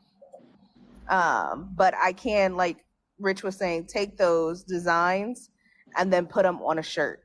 Or I can say, hey, I'm offering apparel and find a website that does apparel and do a third party vendor for it. There are options to make your art style limited edition in a way. That's all I wanted to add. Right. Yeah. Just to piggyback on that too. Yeah. I mean, I offer T-shirts. I offer my artwork on several different mediums. But even with the T-shirts, it's limited. I won't keep printing tons of Tupac. You know what I mean? If you got a Keefe shirt, you got a Keefe shirt. That's like my bucket hats. They're all one and done. There are no two bucket hats come out of here alike. Might be the same color, but they're gonna have a different design, totally different. So that's what. Just keep in mind. You want to stand out, but you want your work out too. So I'm not saying don't sell your work. It's hard for my originals. I'm saving a split between my daughters. If they would choose to sell them at a later date. I mean, well, I do sell some originals, so it just depends. But the majority of them, they'll be here until they decide to move with them or whatever. But if you offer me the right amount of money, it will be hanging on your wall. I am not. I have a little piece of soul on each canvas, but I will, I let that soul hang on your wall too. At the right cost, Right. it can go. I think Eric wanted to go next, Keefe. Okay, I'm sorry. Go ahead, Eric. Yeah. Speaking of what you were saying, Keefe, I've get requests to duplicate, but that's stipulated in all my contracts with people. I do not duplicate any of my work. Everything that goes out is one of a kind. So I don't duplicate. It's like I get offers like people want to pay me top dollars to do, like, if I was to do a family reunion, they want like maybe 5 T-shirts. I say it'd be cheaper if they was to just go to a swap meet and get them printed out. Now I write on them, but I tell them I don't duplicate my work. And then, I mean, I that's all I got to say. I don't duplicate work. So everything that I have in my shop now is one of a kind. Is one piece of each. I will not duplicate. Now I would do the same picture but in a different image, but I won't duplicate it. Yeah. All right, Keefe, I think that covers the whole list. We already talked about how to sell and marketing, so that was all 3 bullet points, my guy. Awesome, awesome, awesome. And that's not bad. What time? It's 11, a couple hours here. But I never duplicate either. But yeah, I just want I want to thank everybody. I mean, it's not over. I mean, but if you guys want to wrap it up, we can, because it's been at about 2 hours, and we did reach all of our topics. Boss Jilly, you want to come up? Let me let you up. Listen, she been wanting to come up for the last hour. Listen. I'm sorry. Ain't nobody say nothing. They should have said something. The box was full by the time she wanted to come up. Like I was trying to help her get up here. It was full. So. Oh, okay. My bad, but I thank you. But go ahead, Boss Jilly. Hi guys, I just want to say hi. I follow all you guys and I love you so much. And if I can ever help you figure out a cheaper way to ship something that's big, let me know. I make crates and I ship stuff all over the world. So I got my own little gig going now too. So, I'm nervous, but like the jobs keep coming. So I'm really excited. When she says she makes crates and ships them, she's not like we're talking industrial size, 48 by 38, the oblong, extra long ass, delicate, undelicate framed stuff. She's sending it and shipping it. And she does an amazing job with making sure that your product stays good. If you need it hung up somewhere, she gets it hung up. Like, this is a great plug right here. So if you're not following her, follow her. I appreciate that. Yeah, this last one was this. I mean, I can't even post pictures of it. It's fine art. It can't be copied. The artist is Harmonia Rosales. You gotta look her up. And she's gonna be at I think it's the Spelman College. It's the Fine Art Museum, but it's Spelman College in Atlanta, Georgia. I think it's coming up quick. It's like, because I had to get it out real fast. I picked it up on Sunday, made the crate on Sunday, and shipped on Monday, and it's supposed to be there on Friday. So, I think her thing starts next week, like Monday. So if anybody's in Georgia, go check her out, because she's going to be talking and everything, and her art is amazing. It's amazing. It's right up all your all's alley.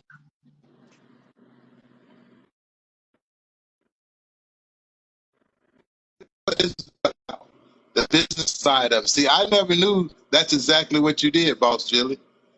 And that's awesome. Now, see, everyone knows now, now we have that network. We have that window of saying, hey, send her a message. Hey, I have this size painting.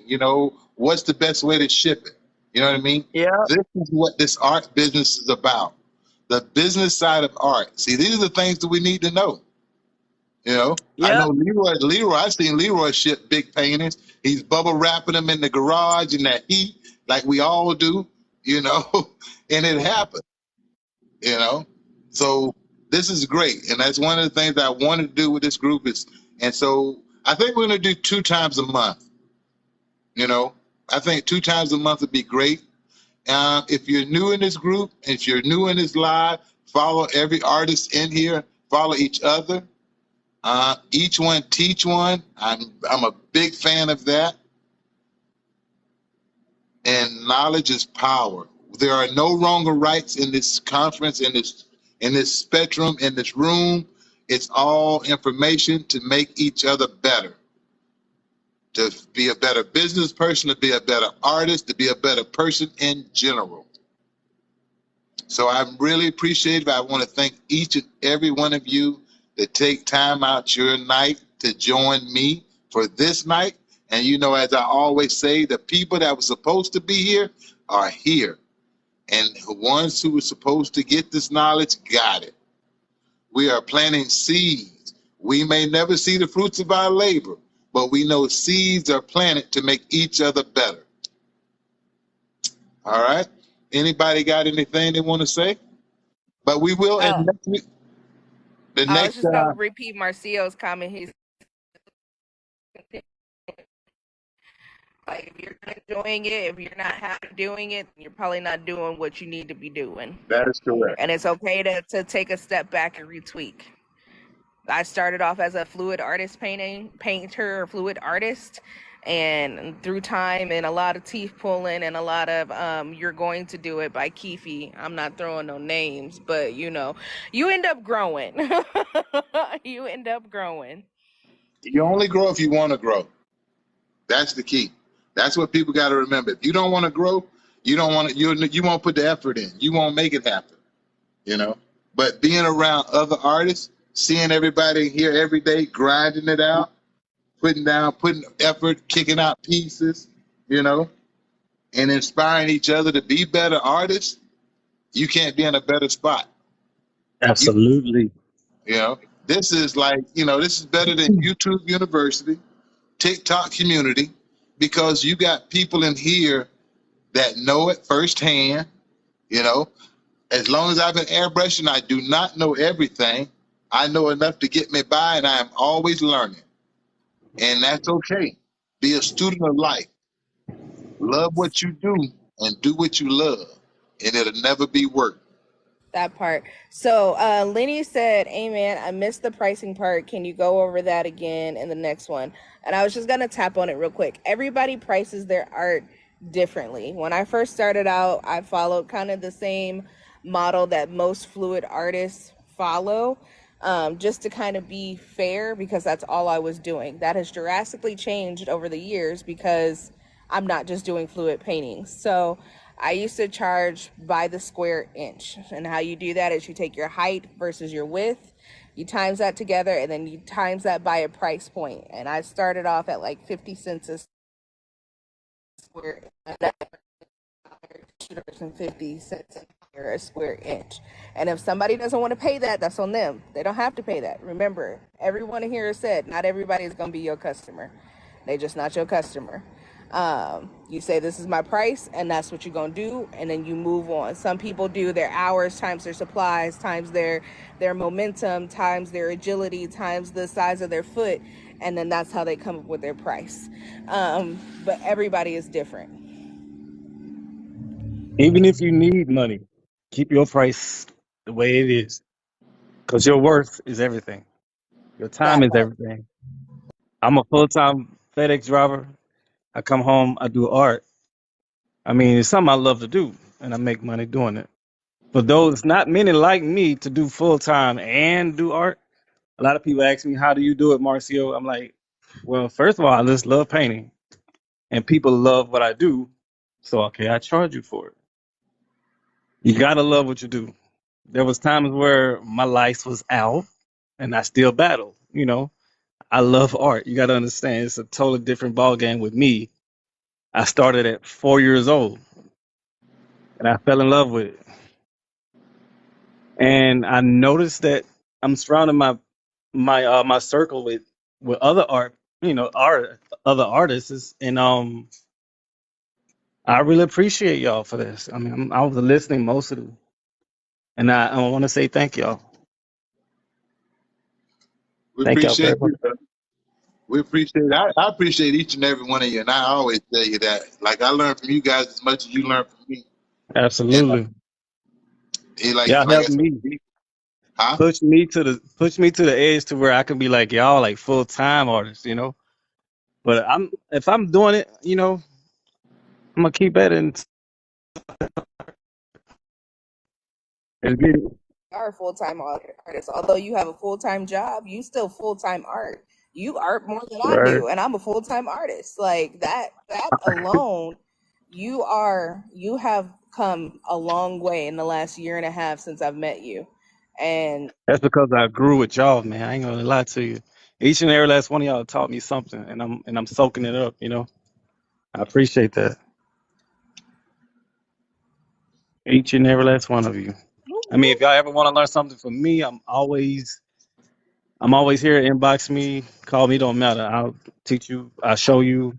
I I'll need show you some what I beard know. lessons. That's why Teddy is still sitting exactly where he is, because I don't want to do this beard.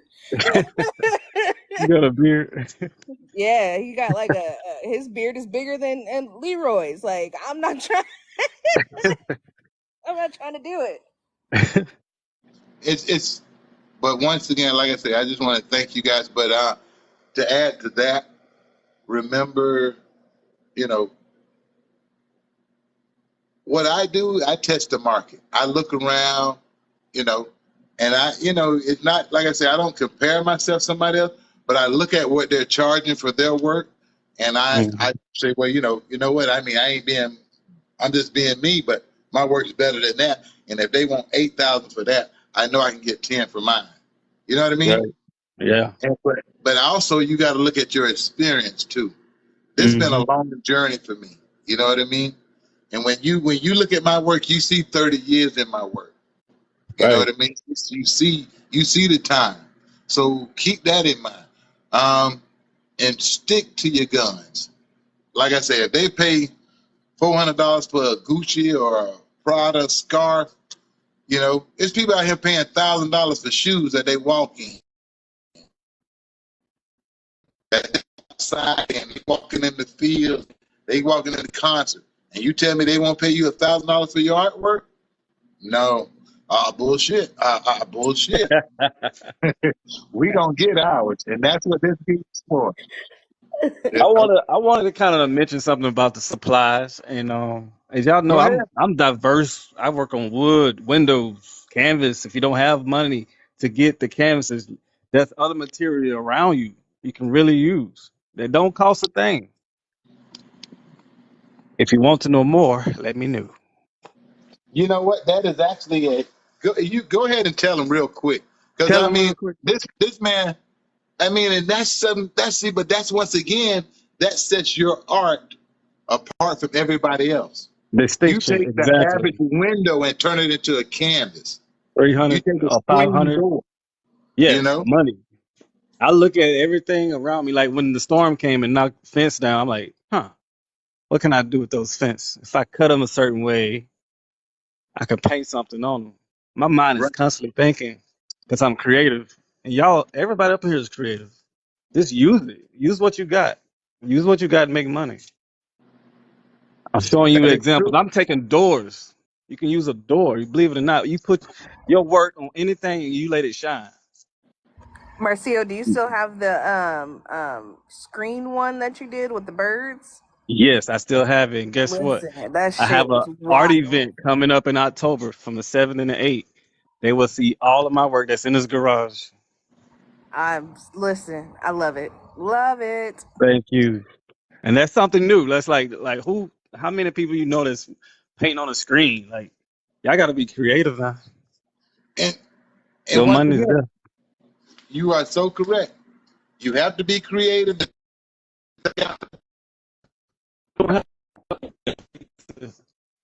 To start from scratch. And I was one of the person that did that. Listen, I've, Start from I've scratch. done I've done paintings on driftwood Come on now. that I've actually picked up off the beach myself. You know, Yes. so I mean, every little thing. You know, doorknobs. You think about you take a doorknob and put a painting on a doorknob and glue it to a piece of board. Trust Right. me, if a banana with duct tape will sell for $100,000, ain't nothing you can't paint will sell, man. I'm Give me some serious. glue. Listen, Keep it's not even the keep it. banana with duct tape. It is the one that he sent blank canvases, and it's called "Take the Money and Run." Right, Right. right. Right. You know, You can give me some glue and sand and a piece of wood I can be creative with and probably sell it. But you Some know what's the glue. cool part, Marcio, is is location too, because in this area where we at, they look for stuff like that. That They is look for true. like things are different that they cannot buy at the store. right. Because you know a lot of our stores out here are very much the same thing. Um, so whenever you saw, that door you had did with I was like I'm like, where would you put that big old door? But they know where they gonna put that door. I just We sold it. don't. Right. You get what I'm And I saying? To just them, sold that it's door, like it's Nelly. different. It's the conversation piece when people come to their home, like, oh my God, who is that? Yeah. Did that? Then they bringing up your name. You know what I'm saying? So Right, I right, think right. that's pretty cool. I'm gonna make that post today. I just sold a door today, which I was like, I'm in the midst of trying to give me something else to ride in. No one knows, but hey, I'm okay because I got a gift. And you got to thank God the gift that you have. So if you're not doing it, shame on you. Oh yeah, It you was got to for be him to thankful. give you that gift.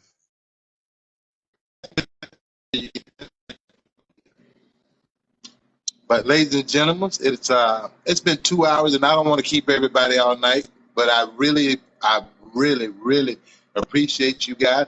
And if I say this is what's today's date? Uh, Uh, 9? The Am I? ninth the is ninth. Wednesday. Not next Wednesday. The following Wednesday will be what? We'll do every other Wednesday. So not this Wednesday coming. The following Wednesday will be what day? Oh, that's my calendar. The 23rd. The 23rd. 23rd. Yeah. Okay. So that'll be the next. Has to be the next night. We have an art night business. Slow down. Art business night. So get your questions. If you have more questions, and we'll have a different topic that we will tackle on that night. That we'll go more into depth. So now that we got to understand what everybody's goal is and what everybody wants, we can now focus on breaking those sections down and really going into depth, as far as crating, as far as shipping, and in the detail of, from start to finish the vending event.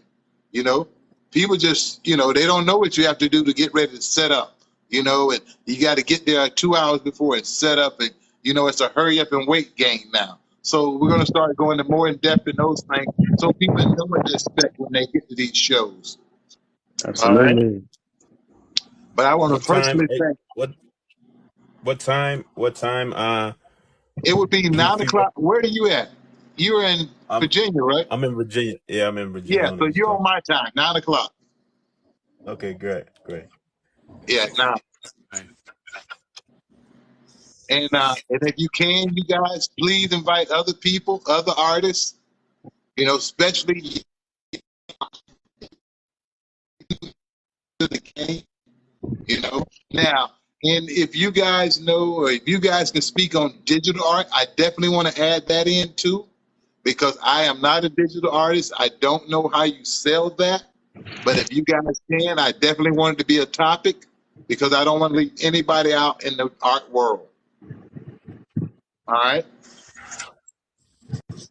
More like the logos.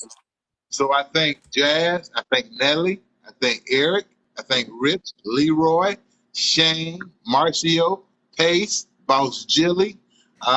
Someone else came up in the box. Who was it? Who am I missing? A lot of Um, love. a lot of love. Everyone who came in the box, I want to thank everybody who was in the comments, who were dropping comments. I want to thank you guys for dropping the likes. I thank you guys for the gifts. This is what it's about. We're going to grow as an art community out here in these TikTok streets while we leaving a name for ourselves, and our art will speak for us when we're not in the room. Love it. And you guys, as I say, in the words of Bob Ross, God bless and happy painting. Hey. Anybody want to say anything? Out, y'all. My name is Keep It the Artist. I'm based out of Atlanta, Georgia. I do sell my artwork. Anything that's on my page is listed as a forever home, is up and available for purchase. I do not give my prices over my live. If you are interested in a commission, you can inbox me via Instagram or TikTok, and I will get back to you within the next 24 to 48 hours. If you want a specific commission done, please make sure to send very, very, very, very, very clear photos, or I will deny you access. God bless and happy painting.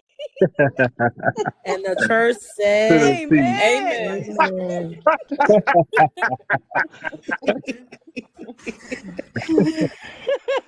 Oh my God. Yo. Hit that like button and share that live. Yeah. Make sure you hit the like button and share the I don't live. mind getting to 10K tonight, but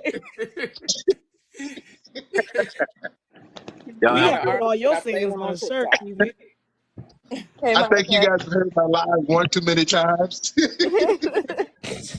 Listen, that was a requirement to become a moderator. You needed to know his whole spiel in order to get that moderator sticker. I was like, all right, that's cool. I got it. I got this. And now it's stuck in I my could barely head. remember my kid's name, so that would never happen. Huh? What she say? She said she could barely remember her kids' name, so that would have never happened. Ever. Be like, you know who I'm talking to. Yeah. This man over here in the corner sell his artwork. He don't tell his prices over live. It is what it is, and you get what you get. You don't throw a fit. That's it. That's how that's gonna go. Yeah. But yeah, man, I really enjoyed this. I really Love enjoyed this, you guys, Keefe. man. Oh, look, you give yourself a pat on your hairy back. I'm so proud of you. This was okay. Well, y'all, this remind me of Martin. How Pam and Martin always go in it. For real. Said pat on your hairy back. It's gotta be Pam, huh? Yeah. Oh, Gina. Who?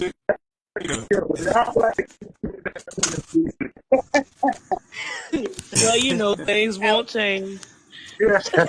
At one part, he would say "God bless" and "Happy painting," but he wouldn't put a pause in there, so it'd be "God bless" and then cut off. Nobody would hear the "Happy painting" part because he would end the live because he said it. He was done. His finger was hovering the exit button, but there's like a 5 to 10 second delay, so nobody got the end part. Well, come on now, Keefe. You got to give the whole speech. Now, what you doing? But that's it. I just gave it to you. Just not right. Yes, back, Harry. Y'all don't know what Keefe is behind closed doors. Don't be feeling sorry for Keefe. Keefe be saying some things. Oh, okay. Hey, you, sir. Come here. Get out of line, Keith. That's it. Excuse me, Miss Nelly. Step over here. Come here. Come on. Come I'm on gonna now. need you to step out of line. Tug on that shirt hard. But isn't it the line to heaven? Yeah, I know. Step out. Yeah, you step out. Hey, Is it about he the ain't TikTok calling you with live? one finger. He's calling you with two fingers. Come on. You come here. Get out of there. Man, them fingers ass you, but go ahead. Keefe, look, probably end it. Look, we try to do right tonight. I can't with y'all. This cut ain't making it to YouTube. This cut ain't making it to YouTube. Oh, This y'all live was was recording? Oh, my almost bad. perfect. Is Oh, Paige all Shane, right? that Did is you get a nice call? artwork, Shane. Yeah, she sent me Thank right you. back. Okay. All right. Long as she good. She's You know good. you good. Eric, is Okay. that a photo, Eric, you looking at, or just something you airbrush? That's cool. Shot Y'all and shake the amazing with the man. airbrush. Huh? Y'all are amazing with the airbrush gun. Yeah, yeah. Y'all made me want to pick up an airbrush gun. Y'all see how that mess gonna There look. you go. Hey, you never know. Hey, Leroy, you want to try, Leroy? Give it a try. I'm gonna leave that to my brothers. I'm gonna leave it to Eric and the Keith, huh? Yep. You want to paint with a paintbrush. Oh man, I'm gonna get I an mean, airbrush it's really, I mean, in a sense, it's really the same thing. Because with that paintbrush, gun. you gotta apply pressure, you know, for each stroke with a hand brush, and the airbrush the same way. It's pressure related. You can't hammer it, you know, so it's working the finger. So it's pretty much the same thing. I went for his. I bought me one, and I got to get an air compressor now. I With the tell air you, though, compressor I if have, you do it and you do something right the first time, it's gonna be like crap. You're gonna be like, okay, I did that right. Like, oh, I can do it, and that's what's gonna all suck right, in you in. I And do it's have a not a question. bad thing, okay. but it'll call you in, and you'll be like, oh, I can do this, I can do this, and then you'll be like, oh shit, I don't know that. It's been some days, you in there scratching your head and walking away and ready to cry. What's a good size air compressor to use for projects? You know, smaller projects. It depends on how often you're going to use it. Not often, so I need a small one. No, I wouldn't get a cake one. I wouldn't get anything under a fourth of a horsepower. I wouldn't get because it doesn't have a shut off fan. Right. Right? Get something that has a shut off fan. You start wind up doing it, using it longer hours, and it'll burn up quicker. No, Kiefer heard me. All right. He just What was forgot that? that quick. When I go to Home Depot, I'm gonna call you, Keith. Oh, my bad. Have you had a question? See? Listen, he didn't hear you. What does she Well, I just swear, say? hearing aid turn off and everything. Kiefer, Yeah. I do have a question. Is airbrushing, is it as, I ain't gonna say messy as paint? Because I've been to finish painting. I got paint in my hair, paint on my clothes. Is it as messy? Does it splash or? No, it really depends on you. It can be messy, but it depends on you because you are definitely working with a liquid versus, with paint, you got it almost like a solid, so that you work with. With airbrush, you're working with a liquid. So if you don't put the cap on it and you shake and you on carpet, that's a wrap. You drop it on your clothes, that's a wrap. So you have to be mindful of what you're doing with it, so it can be messy, but not as messy as brush paint. Because I'm just So it like, just either depends on you. Eric just super confident or he just with that white shirt on. Listen, It he just doesn't listen. splash. After He 37 all years of clean. business, I Eric could do just the You work. looking clean at the like he is. years of dedication. He said, I That's what come I'm like. home on my break and airbrush. I come home on my I was lunch like, and Eric airbrush. just rolling over there with that white crisp Yeah. shirt. I would have had paint all in my glasses, man. I wouldn't be Now, able to see like I for. said, it can be messy. It's just really up to you.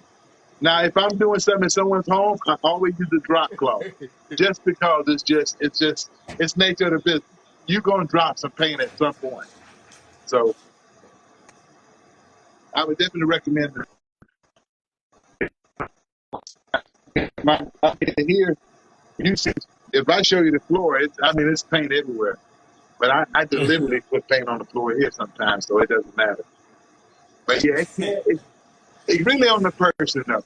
It can be super neat now, because we actually had to use them in class too. I Okay. got a plastic cover on my floor because I got Hey, paint all over my floor. y'all know how black people say bye 17 times? We on like number 6. We gonna repeat Oh, this for well, we another. got like 11 more times to go. We do. Gotta keep popping up with questions. I mean, we good. I'll I'm pop just up. Let me chilling, tell you man. something. Let me Huh? tell you something. I got another question. Okay. I ain't got no question. I ain't lying. Because it went from let me tell you something to I got a question. And then a long pause. You were supposed to come up with one quick, Nelly. You were supposed to ask about something quick. I couldn't come up with something that quick. I don't know. Maybe I'm slipping tonight. Monica, Shane, Monica wants to know what type of pencil you use. Are I you use serious? graphite from 3B all the way up to 12B. But right now you got the glare of the light. See? All right, here go a transparent moment for Keithy the artist. You know, I don't know none of the beads, none of that. I just take a pencil and draw. Oh shit, I used to Kiki. do that, but then you're sitting there digging and digging and digging, trying to make it darker. And then I prefer the woodless ones because obviously you get more graphite. I don't know if See, you now can you see. just talked Yeah, it's woodless pencil, which is this one. a mechanical pencil. No, That goes No, woodless. it has no wood coating on it at all. No It's just wood at straight all. graphite. Right, but I gotta. it's lead in between that though, right? No, it's No, it's that's all it's lead. all graphite. There's no Oh, wood like the other ones. okay, so the whole pencil's graphite. Right. Gotcha. It just has it's a protective cover over here, but Okay. yeah. I have a question, Shane. How do you hmm how do you how do you use is there a sealant you use after you finish the pencil? Is there a sealant you use after you? Hold on, Honestly, somebody. I use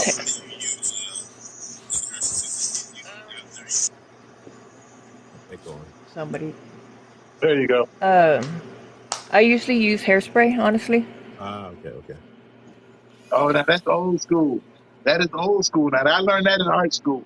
They're like, we know you're on a budget, but you can use your hairspray. So that's good. Okay. I So you like that. think clear coat paint will work as well? That spray can?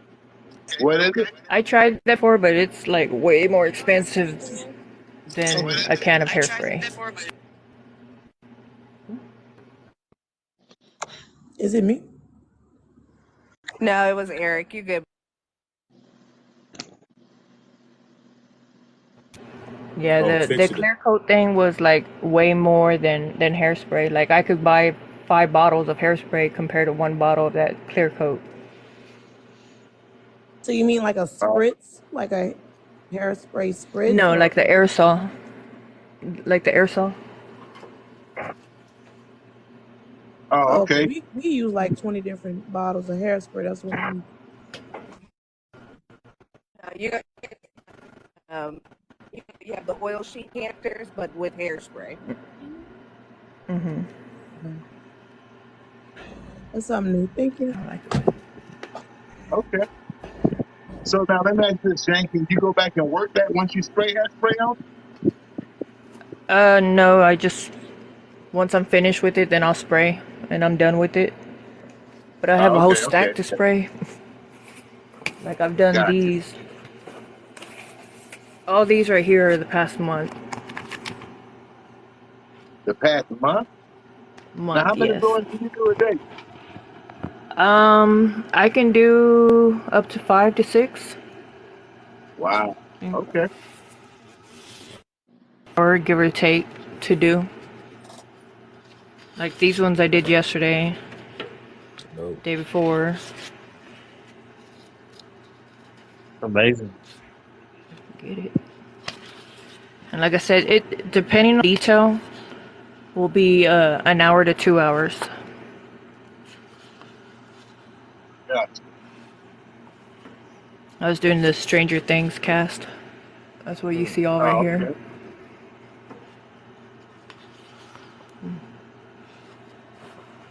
Oh, you were kicking them out. Oh yeah. Everybody's like, how do you do them so fast? I'm like, I don't have patience to sit there and go all day with it. Which, I mean, I don't. But I've learned ways to get it done faster. You know, that's the craziest thing for me. Today. I hear a lot of artists say, we don't have patience. Definitely don't. Yeah. The one, like this one right here, let me see if I can find it real quick.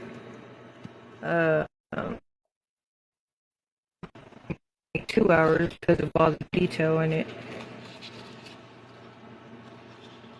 If I can find it real quick.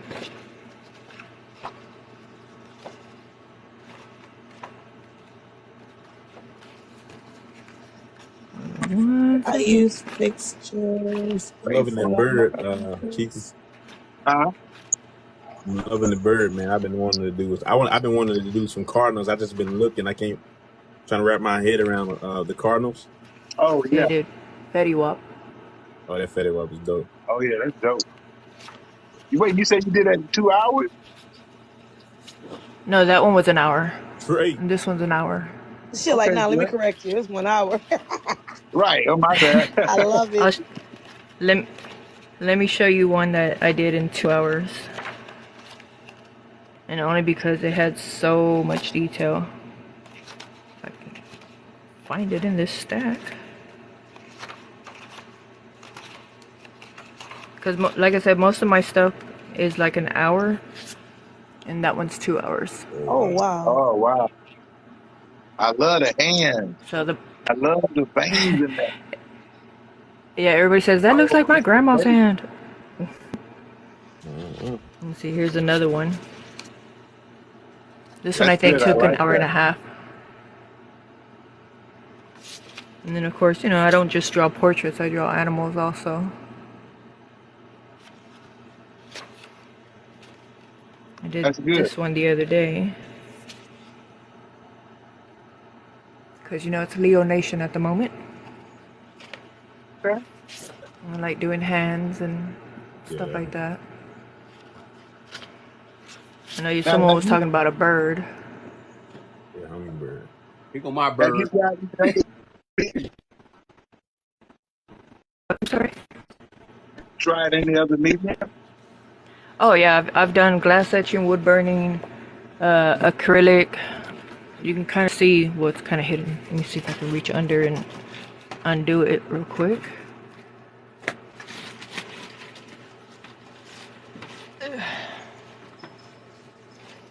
I don't know if you can kind of see it. What's that? That one's acrylic. Oh, I thought you were telling me that's wood burn. I was gonna say what? Okay. Oh no, I was like, how you no, got this one's color in that? acrylic. But okay.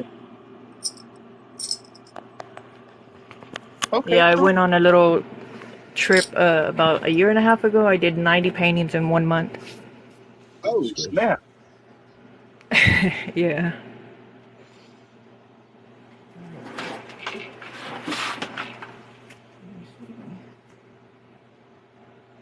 Here's one of them. Another one I did.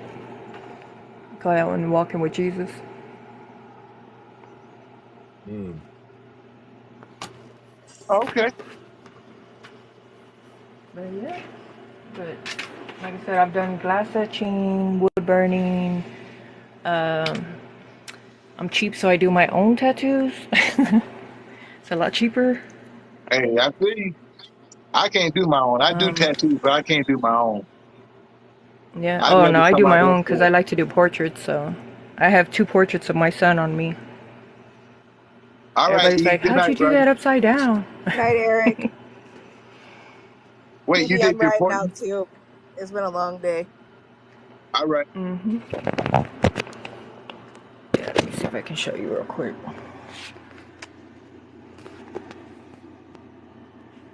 Here's one, Oh wow. and there's another one right there. And then of course I did my own tattoo. But I need to add more because those were when he was 2 and 9 months, and he's 27 now. So I got a lot to catch up on. Okay. Cool. Cool. But yeah, Leroy, do you want to say something, brother? Are you asking me about the painting? Oh no, I said that's dope, man. I've been meaning to do cardinals or switch over to some birds myself. But I like the cardinal, and I've been doing a lot of research on birds too. Yeah, the cardinal. They say whenever you see a cardinal, that's a loved one. So yeah, that's eventually I'll probably do one. But Yeah, this one is blue one. I've done an Oreo, I've done a crane, I've done an eagle.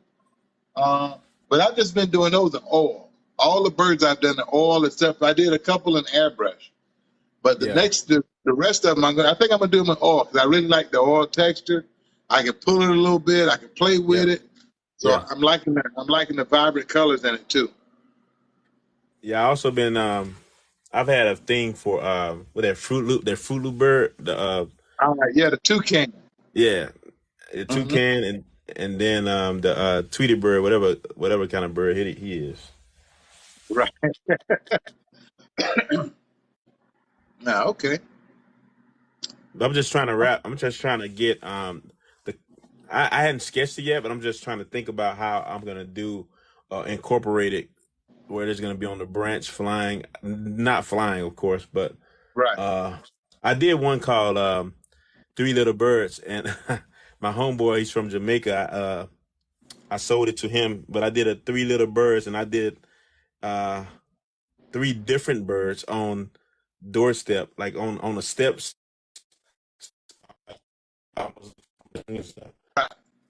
Yeah, it's been a while since I did that. Oh, that's a good Yeah. idea too.